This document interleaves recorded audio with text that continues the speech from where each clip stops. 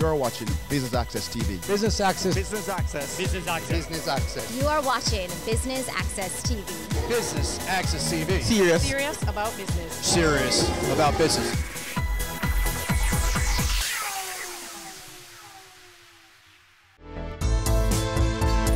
Welcome to another corporate events coverage, and this time around, BATV is on location at the Bank of Jamaica Auditorium, ready to bring you highlights from day one of the two-day conference dubbed A Call to Action, Driving Financial Inclusion with Digital Payments. I'm Javon Keys, and I'll be your host. Stay with us.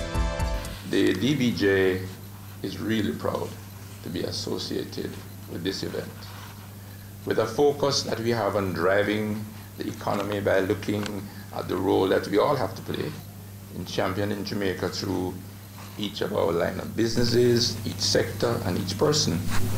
It is indeed appropriate, I think, that the theme of this conference is a call to action. Each representative in this room was not invited by coincidence. It was by assessing the vision that as to where we are, where we need to be, and who are the instrumental players needed to help us in this journey. And so it makes sense that the DBJ and the Bank of Jamaica would collaborate in this area. The DBJ, as most of you probably know, is mandated to provide opportunities for all Jamaicans, regardless of their social status, to improve the quality of their lives through developmental financing. The Bank of Jamaica is responsible for creating and managing the monetary policy that affects every Jamaican and every financial institution in the country. Therefore, coming together to hold a conference on financial inclusion and digital payments we see as a logical development of our relationship with the BOJ. But why is financial inclusion so important and digital payments that it merits a two-day conference? I believe it is important because when you look at the world's poor, including many Jamaicans, they live and work in what is known as the informal economy. Yet even though they have very little money, they still manage to save, borrow, and meet their day-to-day expenses.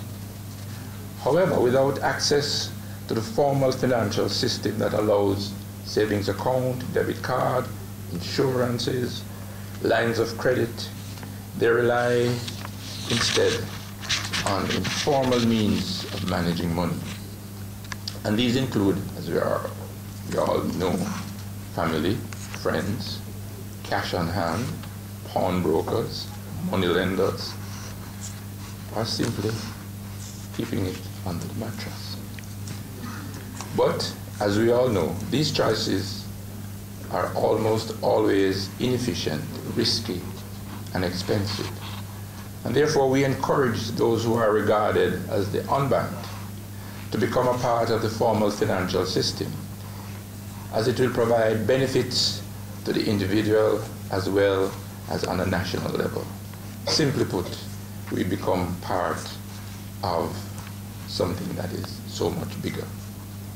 My presentation this morning focused on financial inclusion, which really, and in particular, how do we get that significant section of our economy that is unbanked into the formal financial system. A significant part of our economy, of the persons who contribute to our economy, are still in the informal sector. We need to get them into the formal sector so they can access the benefits that would come with being a part of the formal financial system. So our role really is to encourage them, to educate them, to show them the benefits that can be derived from being a part of the formal sector. And in so doing, utilize the payment mechanisms that is going to be discussed here today. For example, the whole matter of mobile payments, digital payments, and other benefits that they would derive from coming into the formal financial system.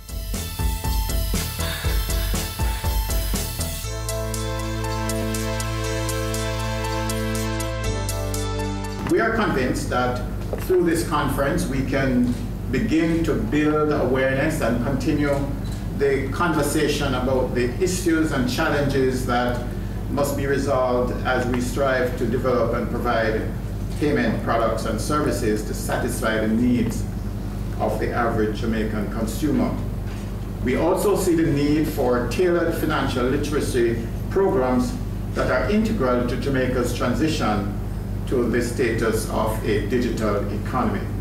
Over the next 2 days, we will engage in vibrant discussions on how innovations in electronic retail payments can impact Jamaica's development and how regulation can foster innovation. We will take an in-depth look at the risks and opportunities associated with digital payments and, most importantly, discuss how public-private partnerships can create a sustainable ERPS ecosystem. We will hear from our authorized ERPS issuers their experience with electronic retail payments. We will also hear from a micro-entrepreneur on how electronic payments can help to grow his business.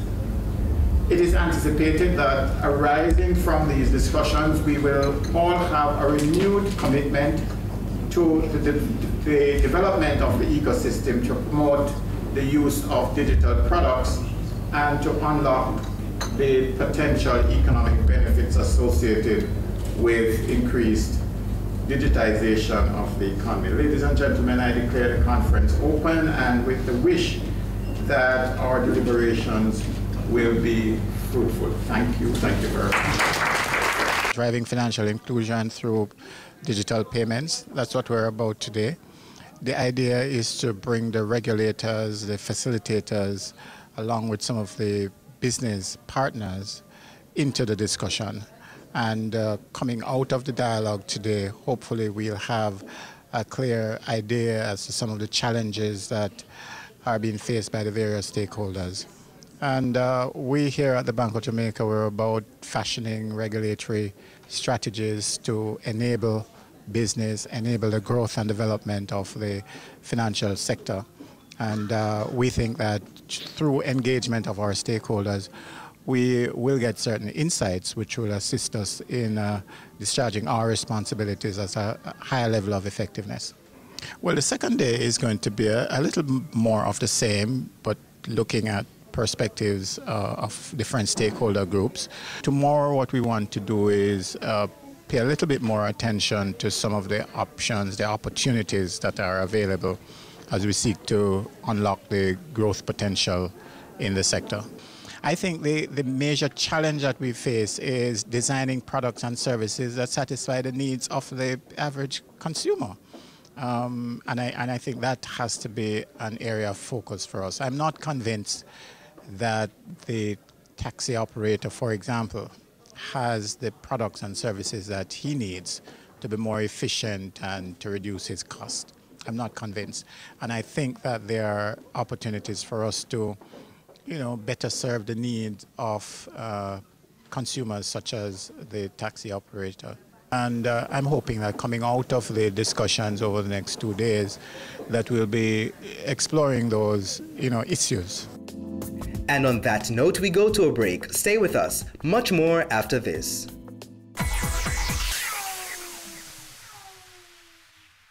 You see island I wear, them are the best thing in the island I swear. Everywhere in the island I hear. Everybody with a eye problem, them a talk about the place name island I wear. Them a say, island I wear. Them a say, island I wear. Everybody with a eye problem, them a talk about island I wear. Island Eyewear offers free eye testing every day, all day, at all locations island-wide. Conditions apply. Island I wear. Everybody with a eye problem, them a talk about island I wear. Are back with another exciting, innovative and inspiring season. It takes a lot of stick-to-itiveness, being consistent and persistent in whatever you're doing. That's the bottom line. Business exists to add value to people's lives. And if we're not doing that, might as well we lock down the store and just call it a day. It's Season 3 of Creating Wealth, Mondays at 8 p.m. on Business Access TV.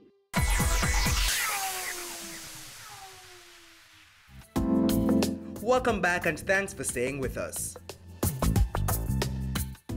So people earn more as technology get adopted. So that's on the macro side, but then there are overwhelming distributional effect of technology. The high school droppers, their real wage hasn't moved from 1963, from the 60s. So what happened with technology adoption is that those who are able to use those technologies are the one who benefit, because the technology is complementary to high skill. Think about powerful computers. You can do programming. Obviously, you program faster. You can run your code faster. But if you have robots are substitute to who? Robots are substitute to low-skilled workers. You still need high-skilled people to program those robots. So in equilibrium, you would have more higher real wage, higher productivity for high-skilled workers, and lower real wage for low-skilled workers. Because the demand for those low-skilled is lower because they get substituted with robots, but the demand for high-skill is higher because you need more high-skilled people to program and to actually operate those robots. Now, that's the general perspective on technology, but you may wonder, is this time different? Is the digital revolution different from the previous technological change that occurred? In some respect, yes, but not totally. Yes, because this chart shows you the lag in the adoption of technologies. So if you look at earlier technologies in terms of motor engines, they were slow. The adoption of those technologies was slower. So the digital is faster to adopt, maybe because of the nature of the technology itself. But the reality is that the changes that we've seen over the past 50 years, you may have to double that. You'll be thinking about it 50 years ahead, because technology diffusion is faster. Now, I do believe that people learn fast. I mean, we saw yesterday in the keynote there was a top-down approach to financial inclusion, which in the case of Jamaica could mean the path benefits are channeled through funds. And as you do that alone, if people are already aware that my path benefit will be coming on my phone, it unlocks that possibility to use funds as device to mobile service and all. So I think there is some scope for top-down in terms of what the policy can do to incentivize those behaviors. In some other countries where the private sector is very large and have a lot of access to credit, they could also engineer, they could facilitate that process. But I think in developing countries there is a scope for government to kind of fuel the process. I was essentially looking back and to see how technology, what has been the impact on technology, on work, technology on distribution. And the key message there is that technological advancement have generally been associated with higher growth, higher productivity, and higher real wages on aggregate. But they also come with some challenges because when there are new technology, some people get displaced because some new jobs get created as a substitution to some of the old jobs. So usually technology are more skill biased. So those people who have skills are complementary to technology. Like if you need robots, you're essentially substituting low-skill jobs. But those people who can operate the robots and program the robots, those are the people who, in the first instance, benefit the most. Now, that could lead to polarization of income. So you may have more inequality because the more skill get more and the low skill get less because they get substituted by the machines, right? So the question there is what can policy do And this is one of the questions that I was trying to provide an answer to, drawing on some work that has been done at the IMF on technology and the future of work. And essentially, there is a taxation and spending policies that could be adopted. First, to make sure that the unskilled can keep up with technology in terms of upgrading their skills. And number two, how to finance that.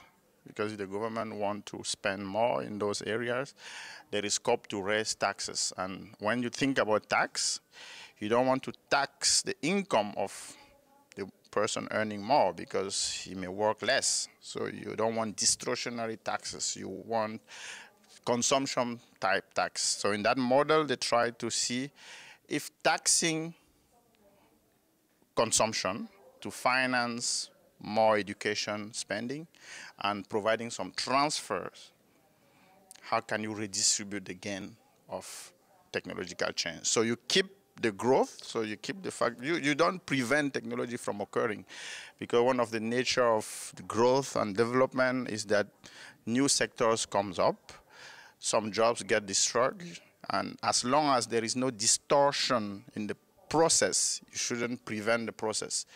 And that's what policy can do, you know, in terms of using taxation and spending to make sure that although the aggregate gains of technology are protected, you also take care of the non-so skilled in terms of upgrading them. We take our final break, but don't go anywhere. We have more highlights for you after this.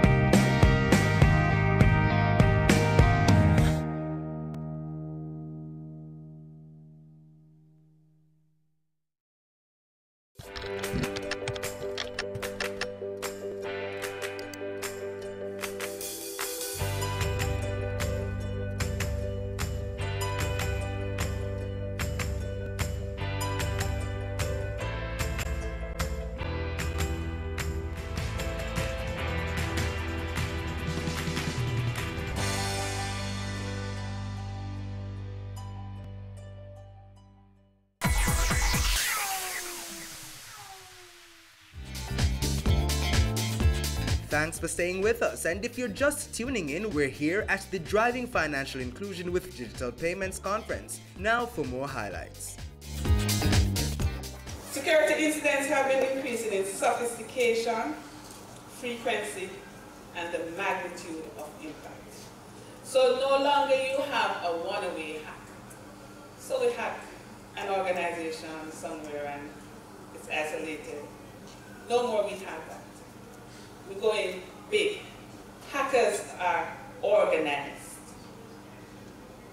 You have hacker teams, and I really don't want to scare you really bad, but we have them locally too. And on these teams, you have the person who is in charge of personal data. You are the technical person. You do the social engineering. Different persons have their different roles. So they're dedicated to what they do. This is their job. Figure out how to get into a certain amount of accounts and take out the money. These incidents, as I have alluded to before, affect the reputation of the company, their finances, and even their physical assets, because they can take down your networks. This undermines your competitiveness and your ability to innovate and position yourself in the marketplace. You can suffer tangible, physical, or economic harms. Security incidents can impose significant costs on an economy as a whole, eroding trust and spreads across sectors. The attacks themselves may be intentional. So they may sit and plan for a year that look will come in for Bank of Jamaica. However, it may also be unintentional. You may just have that one user that's clicked on the wrong thing. A lot of times that happens. What are some of the ways in which this can happen? Now, research has shown that the biggest security issue in any organization is the human factor. So you spend all this money and you buy the latest firewalls and you have all the policies in place. But if your users are not aware, if they don't know that Mr. Morrison's name does not have an S, it can cause a problem. So you have to be aware, you have to be really conscious of these things. Think about it. You must have policies and procedures in place. As the leaders, as the managers of the organizations, you have to ensure that you have the end user policies, your social media policies. I know these are things we generally don't think about because they're not traditional, but it's the age in which we're living again. You must look at things such as passwords. You have to ensure that your users know that their name is not a good password. They also need to be aware of the fact that when you give them a set of credentials, it's theirs. And anything happens under those credentials, they are responsible. And always be careful of opening and following links in unsolicited mail. If you don't know the person, like me and the Cyberjutsu person, don't be clicking at them. As much as it make you feel good, the feel-good factor is what they used to get.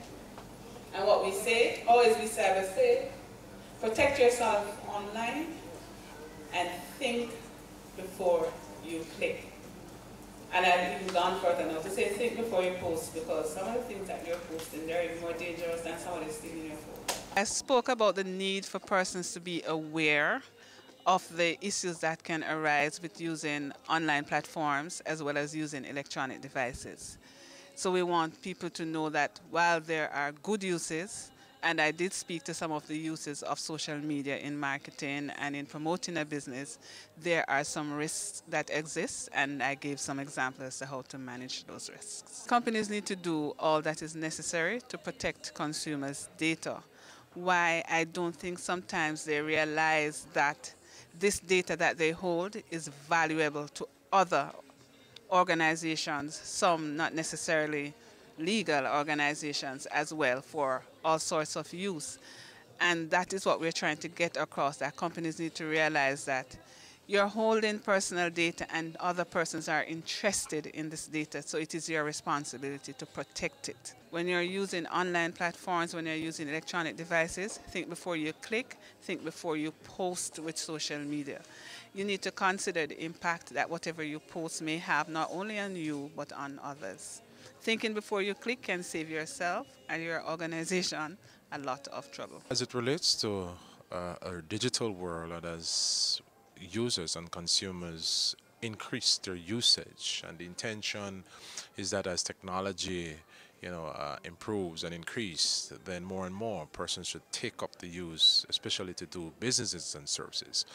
But the direction that we're heading is good, but we also have to think about the negative side of things, in the sense that there are challenges with respect to security aspect of what we do. We do a lot of business online, we do a lot of transaction, point-of-sale services. All of these things, pose risk and threat for the consumers. Criminals are out there, they're understudying and looking at how things move on and progress with respect to businesses, whether it's online businesses and things like that.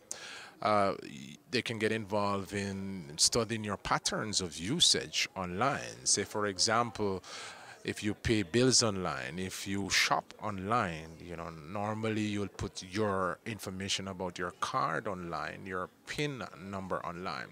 Criminals can now send malicious software to your smart devices.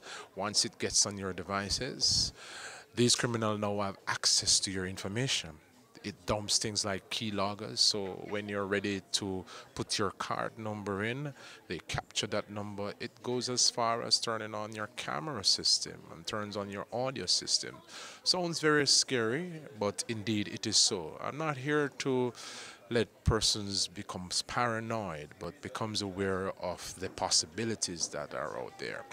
Sometimes you go to point of sale to do your transactions. We have to be careful of the persons that are accepting your debit and credit card, because sometimes they work with the criminal underworld.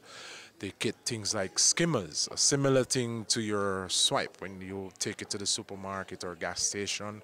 Swipes. Criminals are now bringing into the country the fake ones, so that cashiers and persons who are accepting these cards, they will have the fake, what we call a skimmer. Once you make your payment and you're not paying attention, these persons can swipe these cards, capture the information about your card, recreate your card, or get into your account. So I'd advise shoppers, when you go to the gas station, don't just give your card and turn your back or let the attendant go away with your card. If they're not doing these transactions in your presence, then you should not do business with that kind of, business place. So these are some of the things, we just want you to be aware that these are the possibilities, and you have to be vigilant as a user and as a consumer, because the more and more we move into a cashless society, it becomes more challenging for law enforcement to investigate these cases. As I said before, the internet has no borders, and all of these things are connected on a global scale to different servers providing different services. And sometimes you have persons out there that can hide their criminal activity. Say, for example, an IP address. Criminals can now hide their IP address, make it appear that it's coming from a specific server, a proxy server, makes it more difficult for law enforcement to track these criminals. But I want to reassure the Jamaican public that law enforcement and government is doing the best they can at this point, seeing that digitization and technology drives the economy. We'll have to prepare ourselves to serve and protect consumers as they use technology more. Laws are in place to deal with criminals and to deter their activity. We have the Cybercrime Act of 2015, which is now up for revision.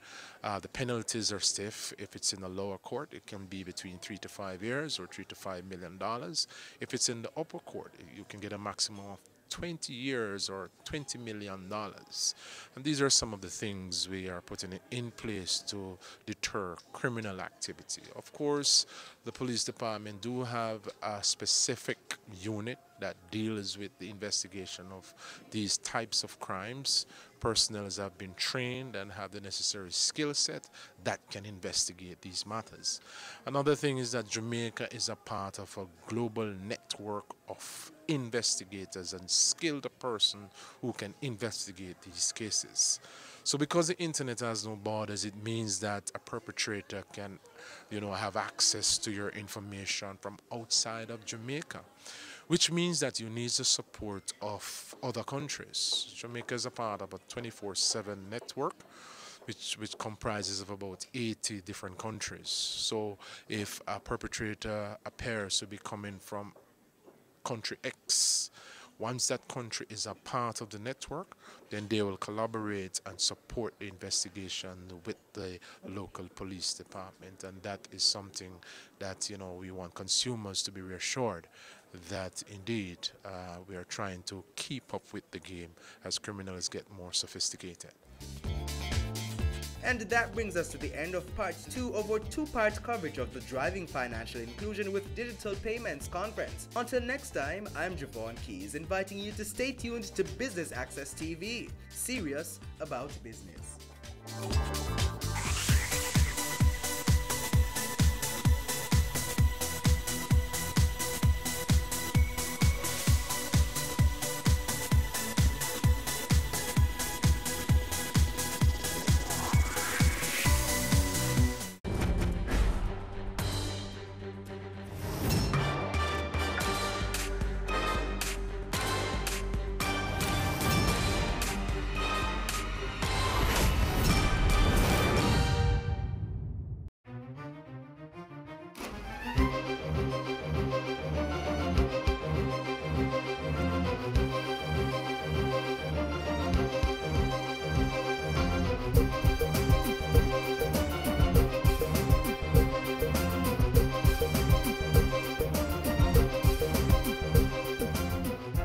the visibility and the assiduous work that the police officers do out there really makes a difference in terms of traffic control and proper direction. The newly formed Public Safety and Traffic Enforcement Branch, PSTEP, is a welcomed sight in the Second City, and they will continue to make citizens' lives easier. Hi there, thanks for joining us on another edition of Jamaica Magazine. I'm Adrian Atkinson. We have a lot lined up for you, so please stay with us.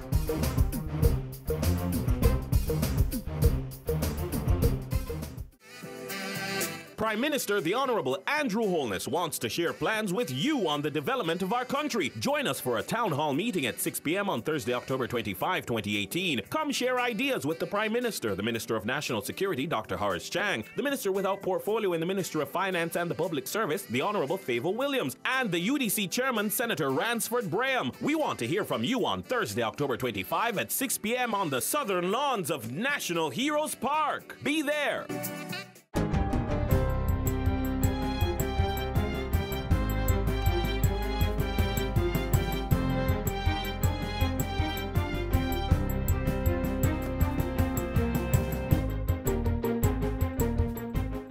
Good day, I'm Theodore Henry, and this is your JIS News for Monday, October 22. Government has received $36.16 million from the government of the People's Republic of China to construct the Western Children's Hospital in St. James. The money will also finance other projects to be agreed on by both countries. Funding is being provided under an Economic and Technical Cooperation Agreement, which was signed at the Foreign Affairs Ministry last Thursday. I feel certain that the signing is another positive development and demonstration of the effective and strong cooperation between our countries. And our partnership and friendship requires stronger, healthier, younger generations to succeed and further develop from strength to strength. So, dear ministers, I'm committed to work closely with you to just make the agreements we'll sign today from paper to reality. The 220-bed Western Children's Hospital will be built on the compound of the Cornwall Regional Hospital in Montego Bay. The facility will offer specialist medical care for youngsters up to age 18, complementing the work of the Bustamante Children's Hospital, which offers care up to age 12. Indeed, it will be the only adolescent specialist facility in the Caribbean region. Construction will start by March of next year. Meanwhile, upgrading work is about to begin on the Chapeltown Community Hospital in Clarendon. United States-based entity Push Start Foundation is providing $1 million to execute the project, for which ground was broken last Thursday. The upgrades will include a new minor operating theater, expanded waiting and records areas, and a new laboratory to improve diagnostic services. 4 additional doctors' offices and a second ward will also be built, while parking, electricity, plumbing, and water storage will be improved. Health Minister Dr. Christopher Tufton says this, coupled with recent renovations in the amount of 23 million Jamaican dollars, will double the hospital's bed capacity. Preliminary figures indicate that Tax Administration Jamaica, TAJ, surpassed the revenue collections target for the second quarter of this fiscal year. For the period July to September 2018, TAJ collected $75.2 billion. That's 4.8% more than the $71.7 billion target. That has pushed year-to-date collections to $153.1 billion, 2% above the September projection of $149.8 billion. As a result, Tax Administration Jamaica is on track to exceed the annual target of $320.8 billion. This performance continues the positive trend recorded over the last 4 years, which TAJ attributes to its continued focused compliance strategies. The Senate has joined the House of Representatives in approving an extension for the state of public emergency in St. James. It keeps the security operation in effect until January 31 of next year. Leader of Government Business in the Senate, Minister Kamina Johnson-Smith, says the extension seeks to secure the gains made and ensure their sustainability. It is the advice of the security forces, the heads of the security forces, that we are not yet where we need to be. While we've made inroads, the threat to public safety is sufficiently clear to justify the constitutional requirements of the proclamation. Senator Johnson Smith pointed out that between January 1 and October 15, the St. James Police Division reported reductions of 67% in murders and 53% in shootings when compared to the same period in 2017. 70% of murder cases were cleared up for the January 1 to October 12 period, double that of the clearance rate in the same period last year. During the state of emergency, the security forces have the power to search, curtail operating hours of businesses, restrict access to places, and detain persons without a warrant. And finally, a website to assist teachers, parents, and students prepare for the Primary Exit Profile PEP is now fully operational. Education Minister Senator Ruel Reid provided that update during the recent post-cabinet press briefing at Jamaica House. The URL is www.moey.gov.jm/PEP. We encourage our parents, teachers, and students to visit the site and make use of the available resources. Senator Reid says the Education Ministry has also provided schools with practice items, registration manuals, sample test booklets, and other materials to help them prepare. He says government is moving ahead with the scheduled implementation of PEP. The Primary Exit Profile has replaced the Grade 6 Achievement Test, GSAT, as the National Secondary School Entrance Examination. And that's it for JIS News Today. I'm Theodore Henry. Thanks for watching.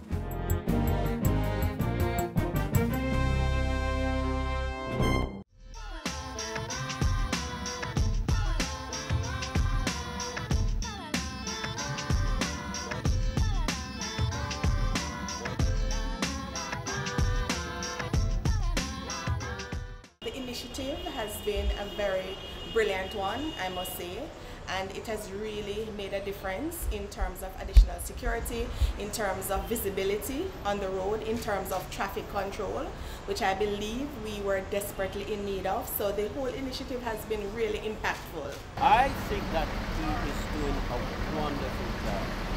This is what Montego Bay needed a long time. There are 2 lanes in the mornings there, and when the police is there, and sometimes 3 lanes, and when the police is there, the traffic flows freely. Traffic police, I see them almost cover everywhere already. I saw them on St. James Street, I saw them on Howard Boulevard, I saw them out at Gloucester Avenue. The traffic and the peak hours, it's a little bit difficult to go through. So sometimes we have the police around, sometimes a little bit easier. So everything, it's pretty good, you know. I like it. You know why I like it? Because you can see the police from far.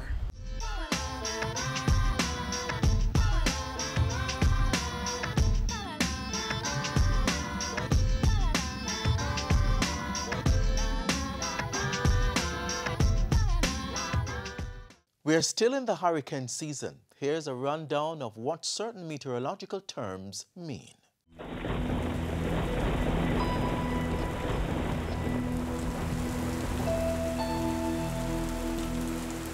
Every month of the year, there has been in our history some incidents of flooding that has taken place in some aspect of the country. And that is something that we have to take note of. Apart from monitoring and giving the forecast, we are also responsible for warnings. And so there are some warnings that we want you to take special heed to if you consider yourself to be vulnerable in any situation. When we speak about a flash flood watch, it means that there is a feature, some kind of weather system that is going to produce enough rainfall that makes it possible for you to get flooding. So it means start to watch, because the water levels are going to be increasing and there is the possibility of the flooding. Now, if we start to see that in some area flooding has started to occur, or if we believe that the flooding has been so close to an area that it is going to happen in that area in a short space of time, we will escalate that flash flood watch and refer to it as a flash flood warning. So when we talk about a flash flood warning, it means not only that the flooding is possible, but the flooding either has already started to happen or is going to happen in a very short space of time because it is very close to that area. So it is important to know what the watch means as opposed to what the warning means. Usually with the warning, we will not only issue a warning, but we will also tell you what kind of actions are important or what you should not do, like do not go through flooded waterways because it could pose a risk to your life and to your property. Also, if you live in low-lying or flood-prone areas, if it is an area that is regularly experiencing flooding, a flash flood warning for your area would mean that now is the time to move to higher ground because the flooding has already started or is going to happen very shortly. It is also important for us to know where we live, because sometimes in our messages we might not refer to the actual town, but we will tell you what part of the country the flood watch or the flood warning is relevant to. So if we talk about central parishes, we are referring to Clarendon. We're also talking about Manchester. We're also talking about St. Anne. These are central parishes. So you have to be knowledgeable of where you live so that you know whether the message actually applies to you.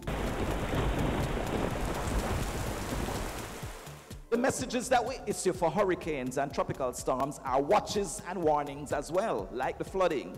But in this case, for a tropical storm or a hurricane, when we issue a watch, it means the conditions that are associated with the storm or the hurricane are possible within a certain time frame. If you hear tropical storm or hurricane watch, you could get the impact of that system within a day and a half, 36 hours. If we mention that it is a tropical storm or a hurricane warning, it means that you only have 1 day before that thing can affect you. So we are moving to how quickly you need to make sure that you are prepared by naming it a watch or a warning. So the watch is the first level of the alert that there is something that is likely to affect you. But when we move to a warning, it means now is the time to batten down because you most likely are going to experience that storm or hurricane. We might have a tropical wave, which is the least of them, in that it can still cause a lot of rain and it can still cause flooding and devastation, but it will not have very strong winds associated with it. But then there is the tropical depression that is a little stronger because now you have winds that are moving with it, gusty winds, and it also has a lot of rainfall. Then you have tropical storms, which is a more severe kind of tropical depression because the winds are even stronger. And then if it gets even stronger, it could become a hurricane. So it's important that you have your radio and that your radio is battery controlled, not dependent on electricity, so that you can hear the warning messages that come from the meteorological service. Also bear in mind that if you dial 116, you will be able to hear the latest message coming out of the meteorological service related to any warnings. We cannot stop paying attention. We cannot let down our guard. You have to prepare yourself and stay prepared until we are out of the threat.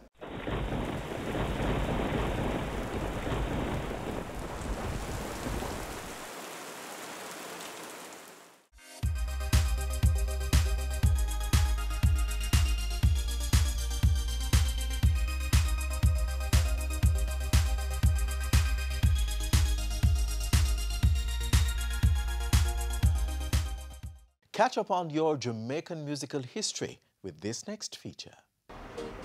Relax, man, we'll soon get there. In fact, we are here, the Institute of Jamaica. This is where we're going. What is this, Grandpa? When you go in, you'll see. Come on, let's go. Oh, where's a carry some place where me no want to go? You say you want to be a musician? Well, you have to come here. Let me show you where the music is coming from. Step inside.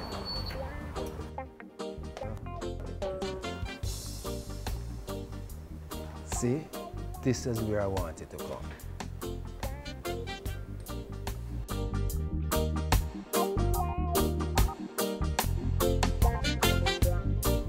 see how far Jamaican music coming from, Kadim? These are Tainas, the first people, and see, they're playing drums and dancing. And look at these African instruments. That's when the first Africans came to Jamaica. Now, I bet you don't know what this instrument is. Rumba box? It is a rumba box, and you hear that in what kind of music now? Mento. Mento, that's what makes the mento music so sweet. Now, look at this. This is jazz music. Jamaica had a rich tradition of jazz.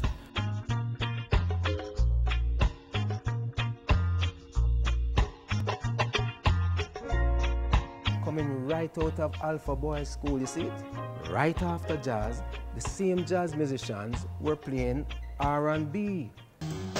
I found my thrill. That came from America. And when the R&B dried up from America, then they started making Jamaican R&B.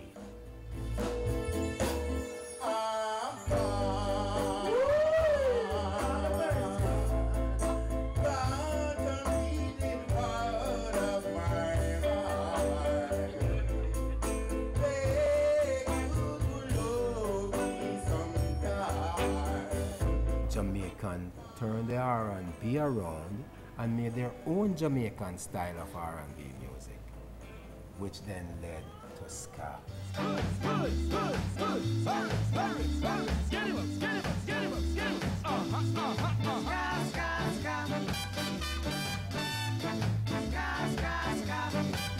It was the beginning of independence. Ska was looked upon as the new sound of Jamaica. We find in our own identity, not following the American R&B or the ballad or the middle of the road kind of music that was coming from North America and Europe. And so it was very nationalist in its outlook and output. Gather together, be brothers and sisters, we're independent.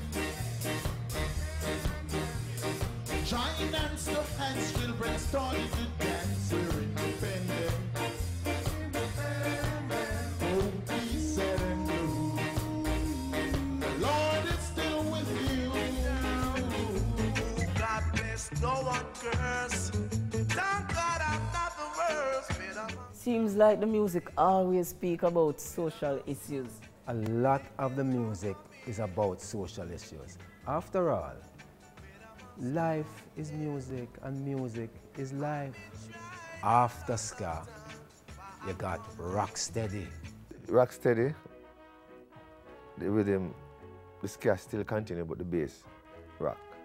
And the guitar and the piano, ska same way, but the bass, the emphasis on the bass, so yeah, fall back on you. Well, it looks as if we can hear music here.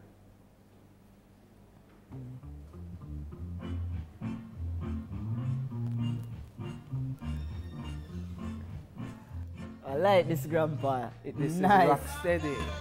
No, you should have seen me and your grandmother in those days. Rocking steady. Yeah, Grandpa. Yes. That's Alton Ellis, you know. The great Rocksteady singer. But we turn down the people things here. Next thing, they throw us out of here.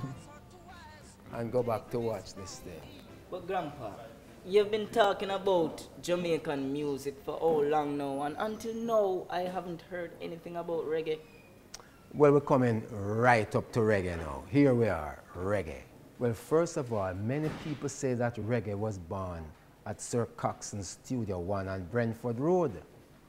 Clement Dad brought a piece of machinery to the studio for about a year. It was sitting there. And no one knew exactly what to do with it. And so they hooked it up one day and decided to implement it. And they discovered it was a tape delay.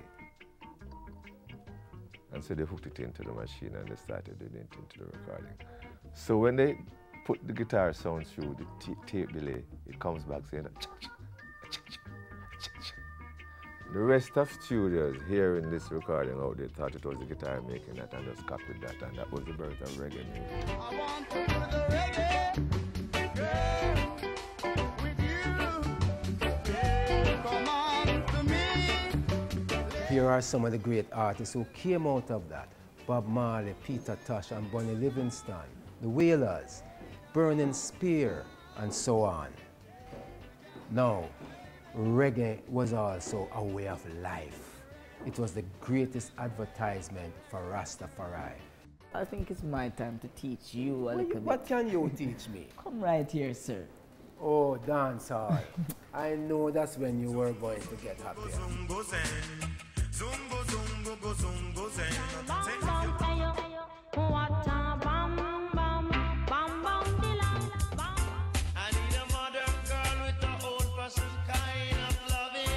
It was also a little bit different in the 80s where you have more artists that come and you have to compete with artists like every day, and the dancehall vibes. When you go into the dance hall, you know, you have to just hold the mic to get a bus.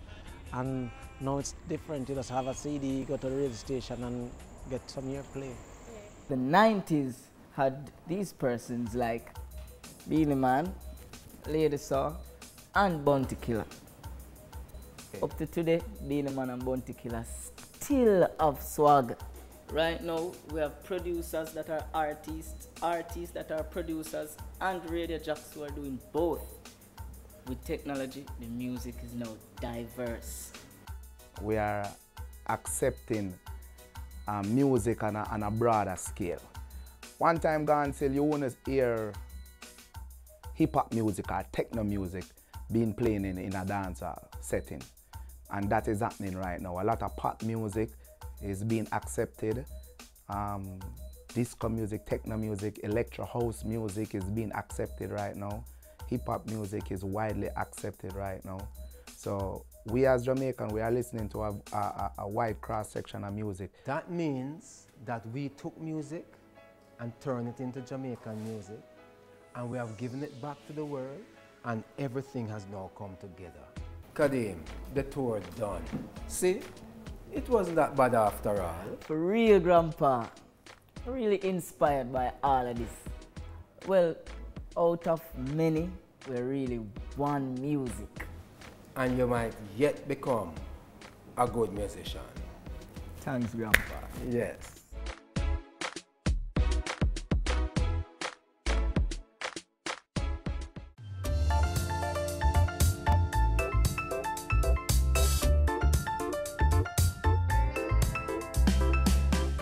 Is the birthplace of the island's first Prime Minister.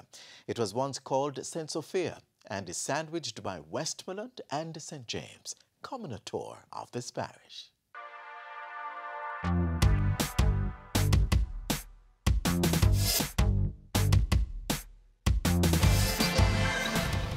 See what I just did? We're exploring Hanover on this episode of Round the Bend. Follow back on me.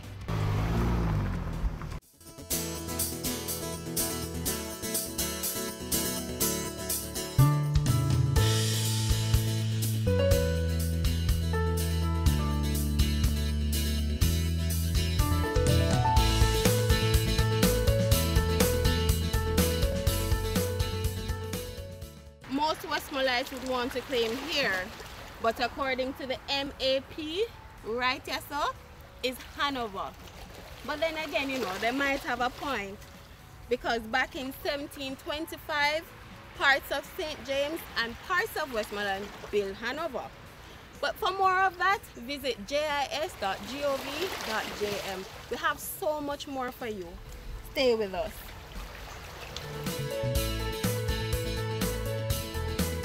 We passed Rhodes Hall, where they said the Tainos lived. We came further around the bend to Half Moon.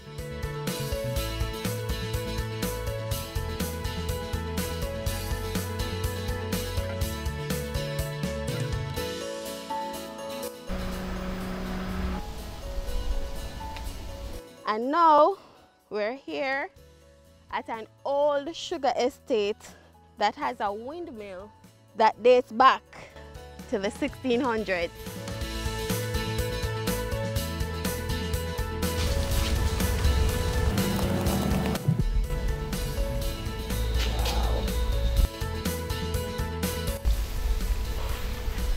We came further around the bend up the road to Egypt in Cousins Cove, where our friend Ron is going to take us on a tour of a Taino cave. Lead the way, Ron. Okay. Alrighty.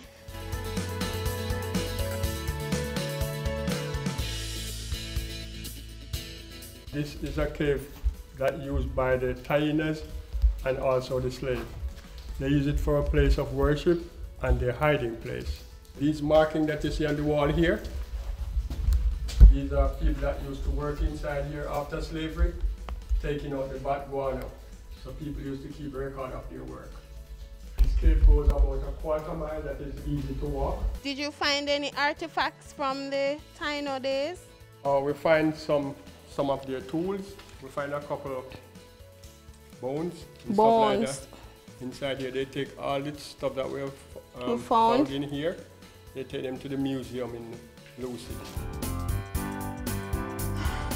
The museum was closed and the artifacts moved to the National Gallery West.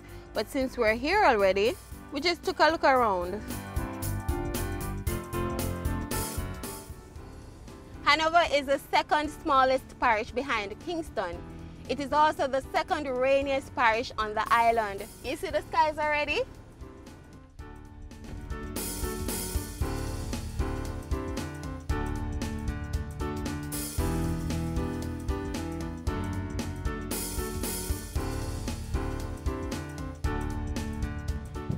From its highest point, the Dolphin Head Mountain, coming down to the coast, where the 18th century beauty that is Fort Charlotte still stands.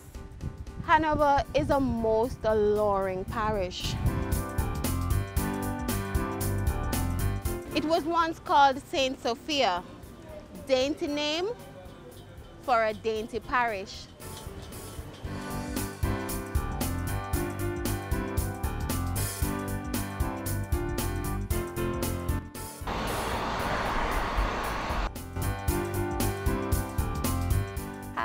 Mrs. Taylor.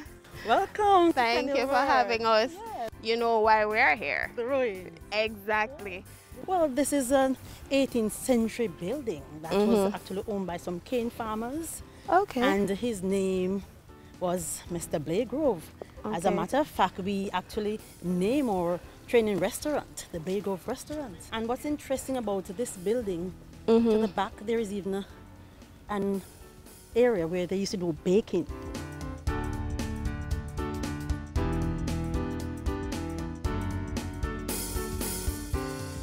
Not too far from here is the Trial Great House that has 19th century artifacts. Oh boy, I can see why they give it the second rainiest parish on the island. Rain, rain, rain, go away.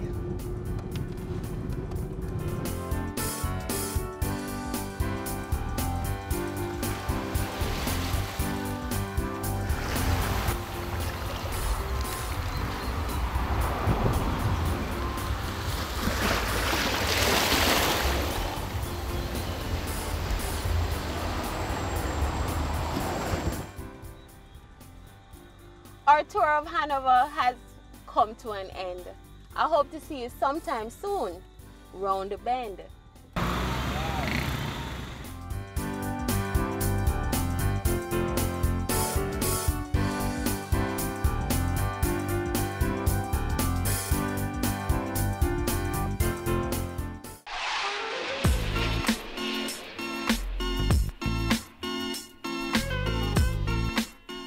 And that's our show. Continue watching Jamaica Magazine for other parish travelogues.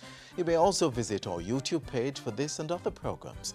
We maintain a strong social media presence, so be sure to add them. On behalf of the entire team here at the JIS, I'm Adrian Atkinson. Walk good.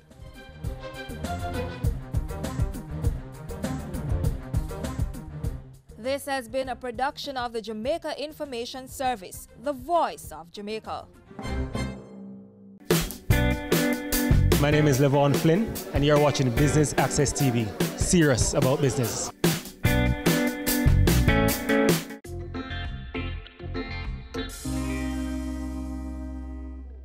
Hey Hey guys, and welcome to this week's episode of Chill Spot. Today, Arlene Martin will be taking us to YS Falls, where we'll learn more about how she made her name in corporate Jamaica as a certified business coach for Action Coach and as the designer and owner for Drena Luna Atelier. So don't go anywhere, lots more to come on your favorite business and lifestyle show.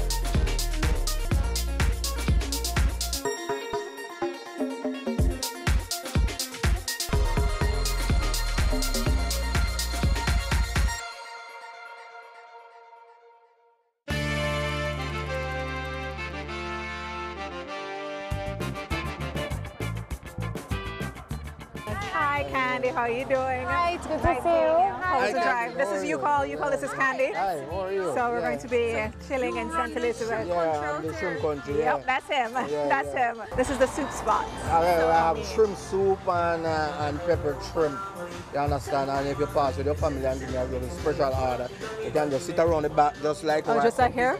Okay. Around the back, relaxing, having their soup. Definitely having some soup before we head down to YS. All right. So excuse me, you guys. All right, we'll see you. We'll see you. So how was your drive down? It was good. How was yours? Excellent. It was pretty good, as normally is. So talk to us about YS Falls and why it's your chill spot. Well, I have different chill spots across the country every year. I have a target list of places in Jamaica that I want to go to. That's either really new cool. places, or places that I haven't been in a while.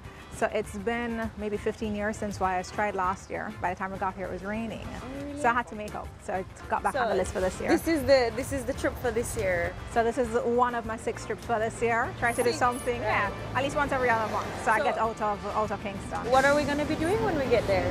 Well, definitely want to just relax, do the falls, and then maybe do a little zip line. So you actually can climb the falls at YS?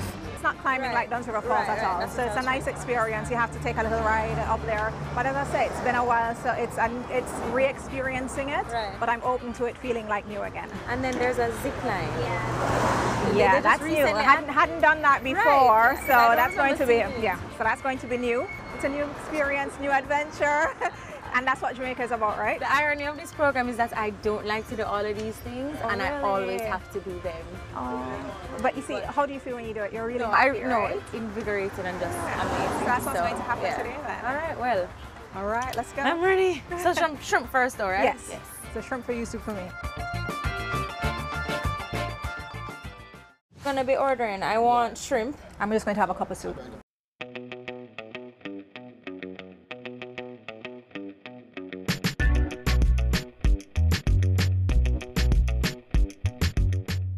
You want to spice it up. Oh, thank you. Make it taste nice. Yeah.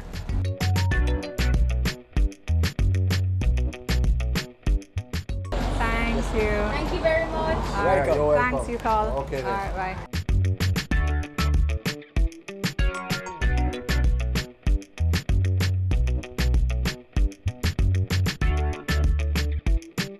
So how is it? Good. This is delicious. How's the soup? It's pretty good actually. It's probably very hot. It usually isn't too spicy, but just sharp enough. Right, just the right. Yep, just the right amount of flavor.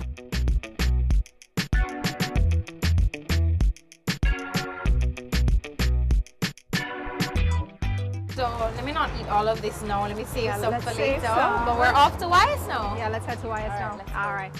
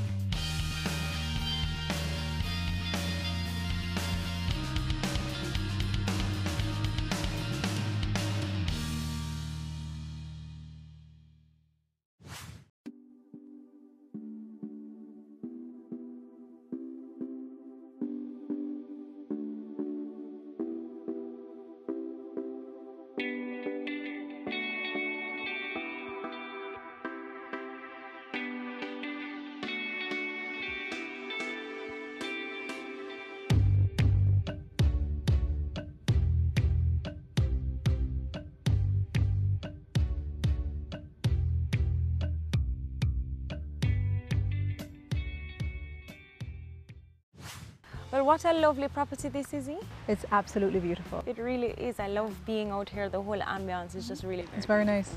So Arlene, you are a certified business coach with Action Coach, and you're also the owner of Dreadaluna. Let's talk about being an action coach. What exactly is it? Is it different from being a mentor or a business coach or a business advisor? Talk about that. It's closer to being a mentor, certainly not only an advisor, and we're definitely not consultants as business coaches.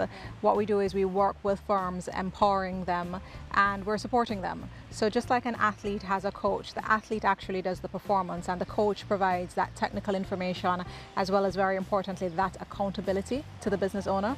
So we coach business owners in the same way that a sport coach will coach an athlete. So how do you make sure that each person, becomes successful? What kind of strategies do you use? Well, importantly, with Action Coach, we have a proven methodology. And Action Coach is actually a global firm. It's in almost 60 countries with over 1,000 coaches globally. And we have the Jamaica firm here. We'll soon have 3 coaches. Right now, we're still at 2 coaches. So there's a proven methodology for us. Our definition of a successful business is a commercial, profitable enterprise that works without you as the business owner. So a business owner should be able to leave the business running because there are strong enough systems in place and the team can run the business. So how we ensure success with our clients is a proven 6-step methodology that takes them from the basics to actually where you have synergy and everything is working well within the business, like a well-oiled machine that's consistently generating profit for passive income for the business.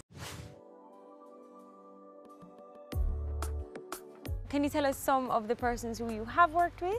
Right, well, in terms of individual clients, we work with just about any business from any industry because our basic business model, the business chassis, is the same. And even if you run one business, you can run 2 or 3 businesses. And we've worked with the tourism sector, we've worked in health, we've worked in retail, manufacturing and production, as well as professional services. So our clients come from just about any industries. We've also had strategic alliances, so we have worked with major banks, the National Commercial Bank, as well as the Bank of Nova Scotia. You may have heard about the Scotiabank Vision Achievers program. Yes, exactly. That was actually run by Action Coach. So it was founded on an Action Coach group coaching program. My best friend actually did it. Oh, excellent. What were the results? She loves it. She loves it. She told me that it was very good and she recommended it to me as well, that I should go through it. It's very important, and what we love about it and what brings out that passion for us in terms of that satisfaction is when we have stories like that, because business owners actually improve. What about what led up to you partnering with Action Coach and becoming a business coach? Tell me about how that happened. It's interesting. So my passion had always been really to support companies, but I was doing that indirectly. And so I started out wanting to promote very specifically agricultural exports from Jamaica so that our economy could develop that way. Right. So I did trade policy and promotion. I got experience first in the agricultural sector in the USA, broadly for the State Department of Agriculture in the state of Georgia, and also with the Poultry and Egg Association in the US before working at the Jamaica Promotions Corporation, JAMPRO. So with JAMPRO, great experience. I worked through the export development departments, even though I started out in the President's office focused on trade policy. Until I got to special projects. So transitioned through a number of programs, but always working either at the national level or at sector level, trying to help companies to improve access to export markets or how it is that they were promoting their products in markets that they could penetrate for increased sales. So what led to the transition for me is there's so much you can do when you do strategy and when you do programs, but you have trade figures for nations, but it's not the nations that are actually trading, it's the companies that are doing business. So to really have impact, I wanted to work more closely with the firms. And after JAMPRO, I did international consulting for a while, working on local projects, still in the area primarily of strategy for export as well as investment. And so I was searching for something like, how can I have greater impact to realize this passion that I have for companies? And I actually came across Action Coach. So before becoming a certified coach last year, I did some business development with Action Coach as early as 2013. And now I'm actually doing what I think I've always wanted to do, which is really helping companies to develop and grow. That's awesome. We really work with our business owners to get what they want out of the business for their own lives. Because for us, it is that your business plan is supposed to meet your life plan. So it's about a balanced life. Yes, we're business coaches, but we make sure that people have a balanced life as well, and we coach them towards that. Coming up. So what would you say are your thoughts on Brand Jamaica? Do you think we're earning enough from that concept? We have a significant potential with Brand Jamaica. In terms of the extent to which we are there, like optimizing it, I'm not sure if we're even at 10%. Home is where all the sweetness, silliness, and beauty of life happens. Discover your style and express yourself with furniture from the Ashley Furniture Home Store. Visit any of our 2 locations at Ligony Kingston or Fairview Montego Bay. Find the most exquisite range of furniture in varying styles to suit your needs. So tell your story with elegant and affordable lounge, bedroom, dining pieces, and more from the Ashley Furniture Home Store. Here at Ashley, this is home.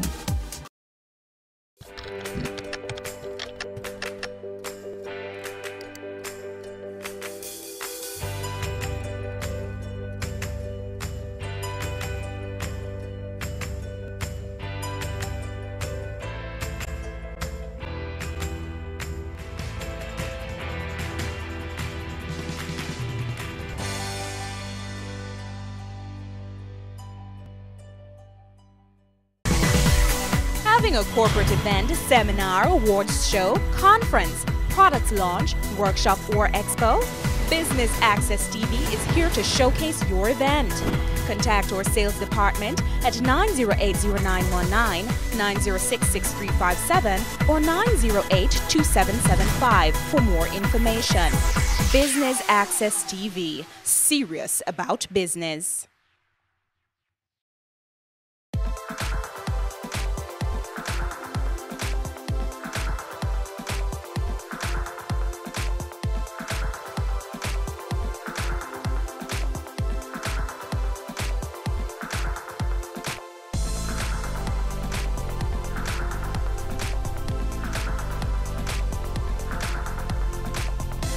We're going to move now into your other life. Yes, my other life. I have 2, at least 2 businesses, 2 on the business side. So you're the owner and designer for Drenna Luna. So talk to us about that brand. Okay, so Drenna Luna is women's wear, primarily focused on dressing the confident woman who's always comfortable. Started out focusing on special occasion clothing, did ready-to-wear collections, but the focus continues to be special occasion, even though with our collections we offer a good mix of resort clothing. Right. How did you get involved in the fashion industry? How did this start?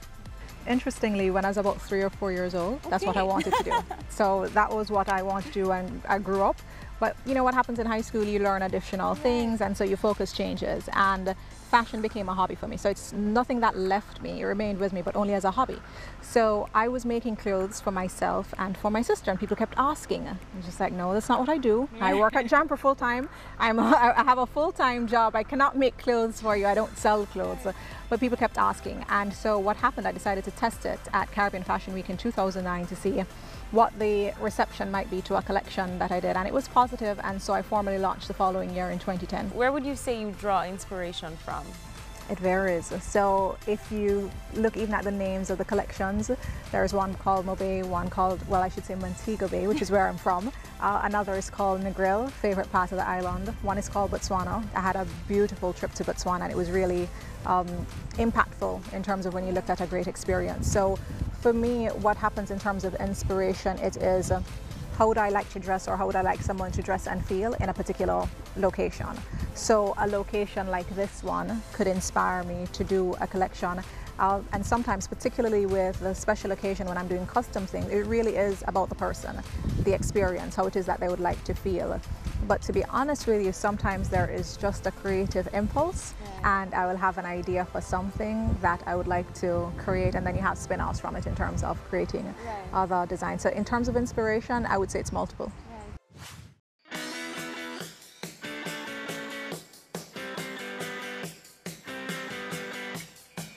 And what would you say has been the highlight of your Drenna Luna side? Wow, it's always, as I say, humbling almost when you receive an invitation as a Jamaican designer, and particularly in some instances being the only Jamaican designer invited to participate in a trade show or in a fashion show event, and that's happened maybe about 3 times. And so in terms of a highlight, to be recognized like that is always very nice. So what would you say are your thoughts on Brand Jamaica? Do you think we're earning enough from that concept? We have a significant potential with Brand Jamaica. In terms of the extent to which we are there, like optimizing it, I'm not sure if we're even at 10%. And this is not only in the area of fashion, but this is in all of the content that we have, the stories, the history behind a place like this, or sports, or music, the culture, everything that makes up the country. And I think that what we need to do is to embrace it more as Jamaicans and to realize how it is that we can capitalize on it in terms of monetizing it. But we as ourselves as Jamaicans is how it is that we support our industry. So on our drive down, we stopped somewhere to have something to experience Brand Jamaica and to give back to the community. So it's principles like that. For me personally, I support local brands. So even though this is my dress, these are bangles from Mara Made, and I'm wearing locally made slippers.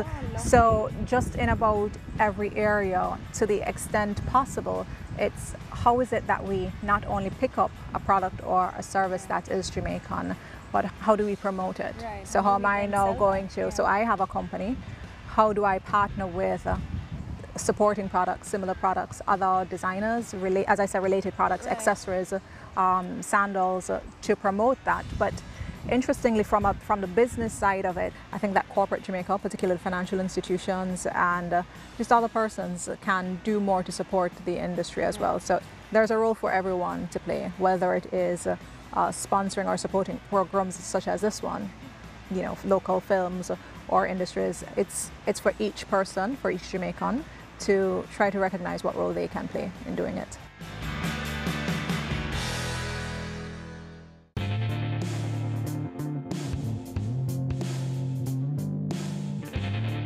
What would you say drives you to succeed? What drives me is really wanting to give back.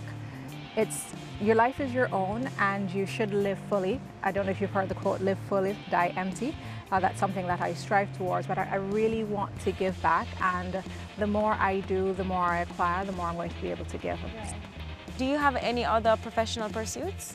Interestingly, just for November 2014, Jamaica Firm, globally within Action Coach, was ranked number 8. So we're in the top 10. The Jamaica Firm is already, as small as we are, based on just our impact and all the activities, we're number 8. So there's a lot more that we can do within the firm. And so as a business coach, I would say, rather than doing other things, is really just to do as much as I can do. And with Drenaluna, in terms of pursuits, the business has the potential to grow for new segments, new markets, and so I'm going to be focused on that with the support of my sister Angie Martin Spencer. So it really is just to grow Drenaluna as well as Action Coach without taking on additional enterprises. What's one tip that you would give people about making their passion their paycheck? Because you've done that and done it so well. It really is a matter of following your purpose. What is your purpose? What is your why? And if that is what your passion is, then you really ought to pursue it. But sometimes for some people, it is a matter of the paycheck is the means to their passion. Right. So it's not for everyone that your passion is going to be your paycheck, but your paycheck can contribute to your passion. So the tip is, which is it for you? And then whatever decision you take is to pursue that one 100%. Well, thanks for that tip, Arlene. I think I'm actually gonna use that one the most. But now it's time to zipline. Zipline, all right. Let's go. Let's go. Coming up.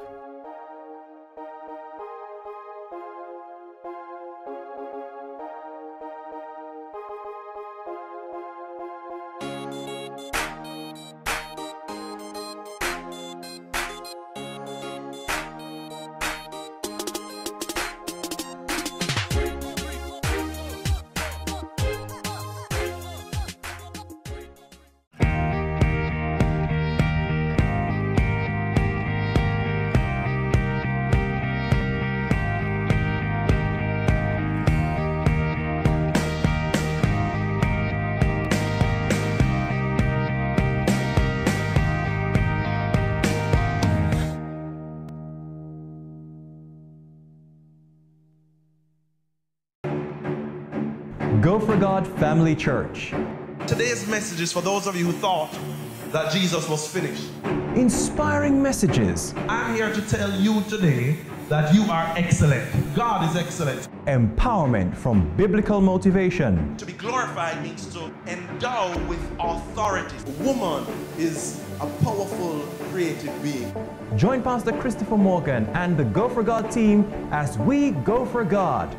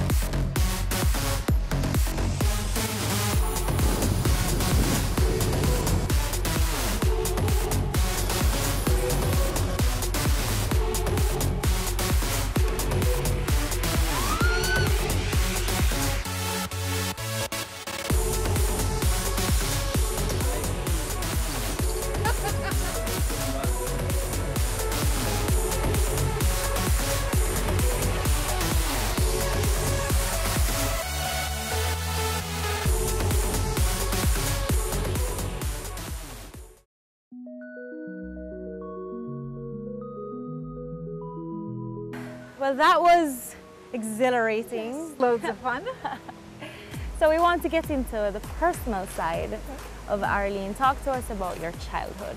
Oh, childhood was loads of fun, and I think that's why I had so much fun here today, because I have 3 siblings. I have 3 older sisters. Okay. The eldest are twins, and then there's another who's just a year older than I am. So we're close in age, but there were a lot of family trips from Montego Bay. And so being from Montego Bay, we'd go out to different places, Negril, South Coast here, Black River, just do attractions and just driving around doing different things. So maybe that's why I love doing that so much now. I attended the Cornelly Avenue Primary School in Mobay, and then I went to Mount Alvernia High.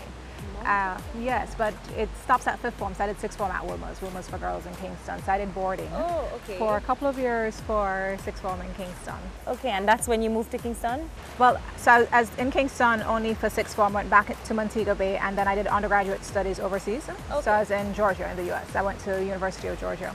Okay, and what else do you like to do for fun? Movies.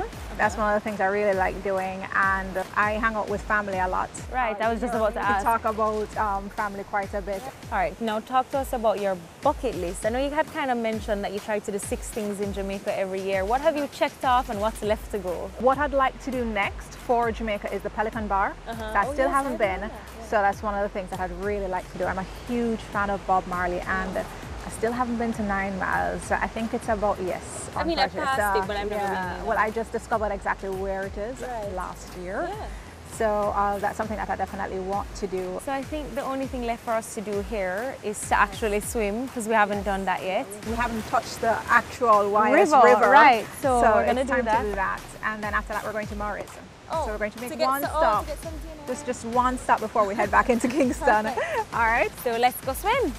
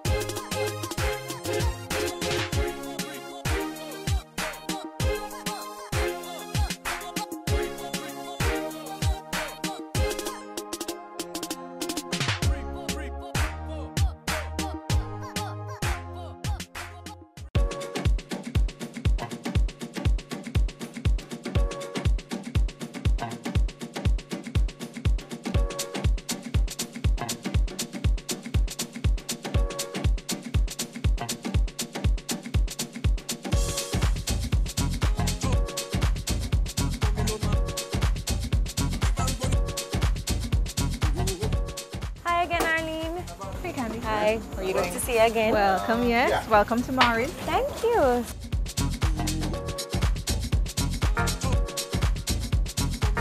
All right, so tell me why you like Murray's. Well, you know, jerk is a Jamaican thing, and on the South Coast run, this is a good stuff. Right. And the location is good because it's nice and in between, because we're usually St. Elizabeth coming in, and the food is great. So is it safe to assume that you're a foodie, the middle quarters, the Murrays? Oh, gosh, I would not describe myself as a foodie. There are some things that I love, and I eat what I love, but I'm not a foodie in the sense of experimenting with a lot of things. I am very happy with bread and fried fridge and a few other things.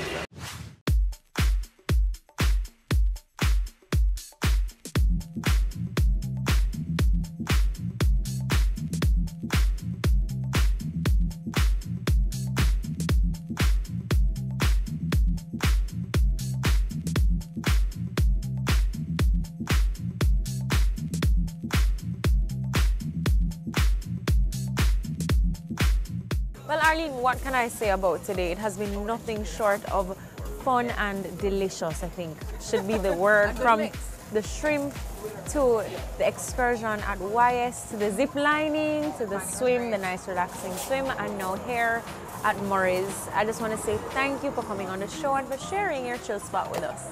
Thank you very much for having me, and I'm glad you enjoyed the day. Thank you so much. All right, back to the food. Yes, let's wrap.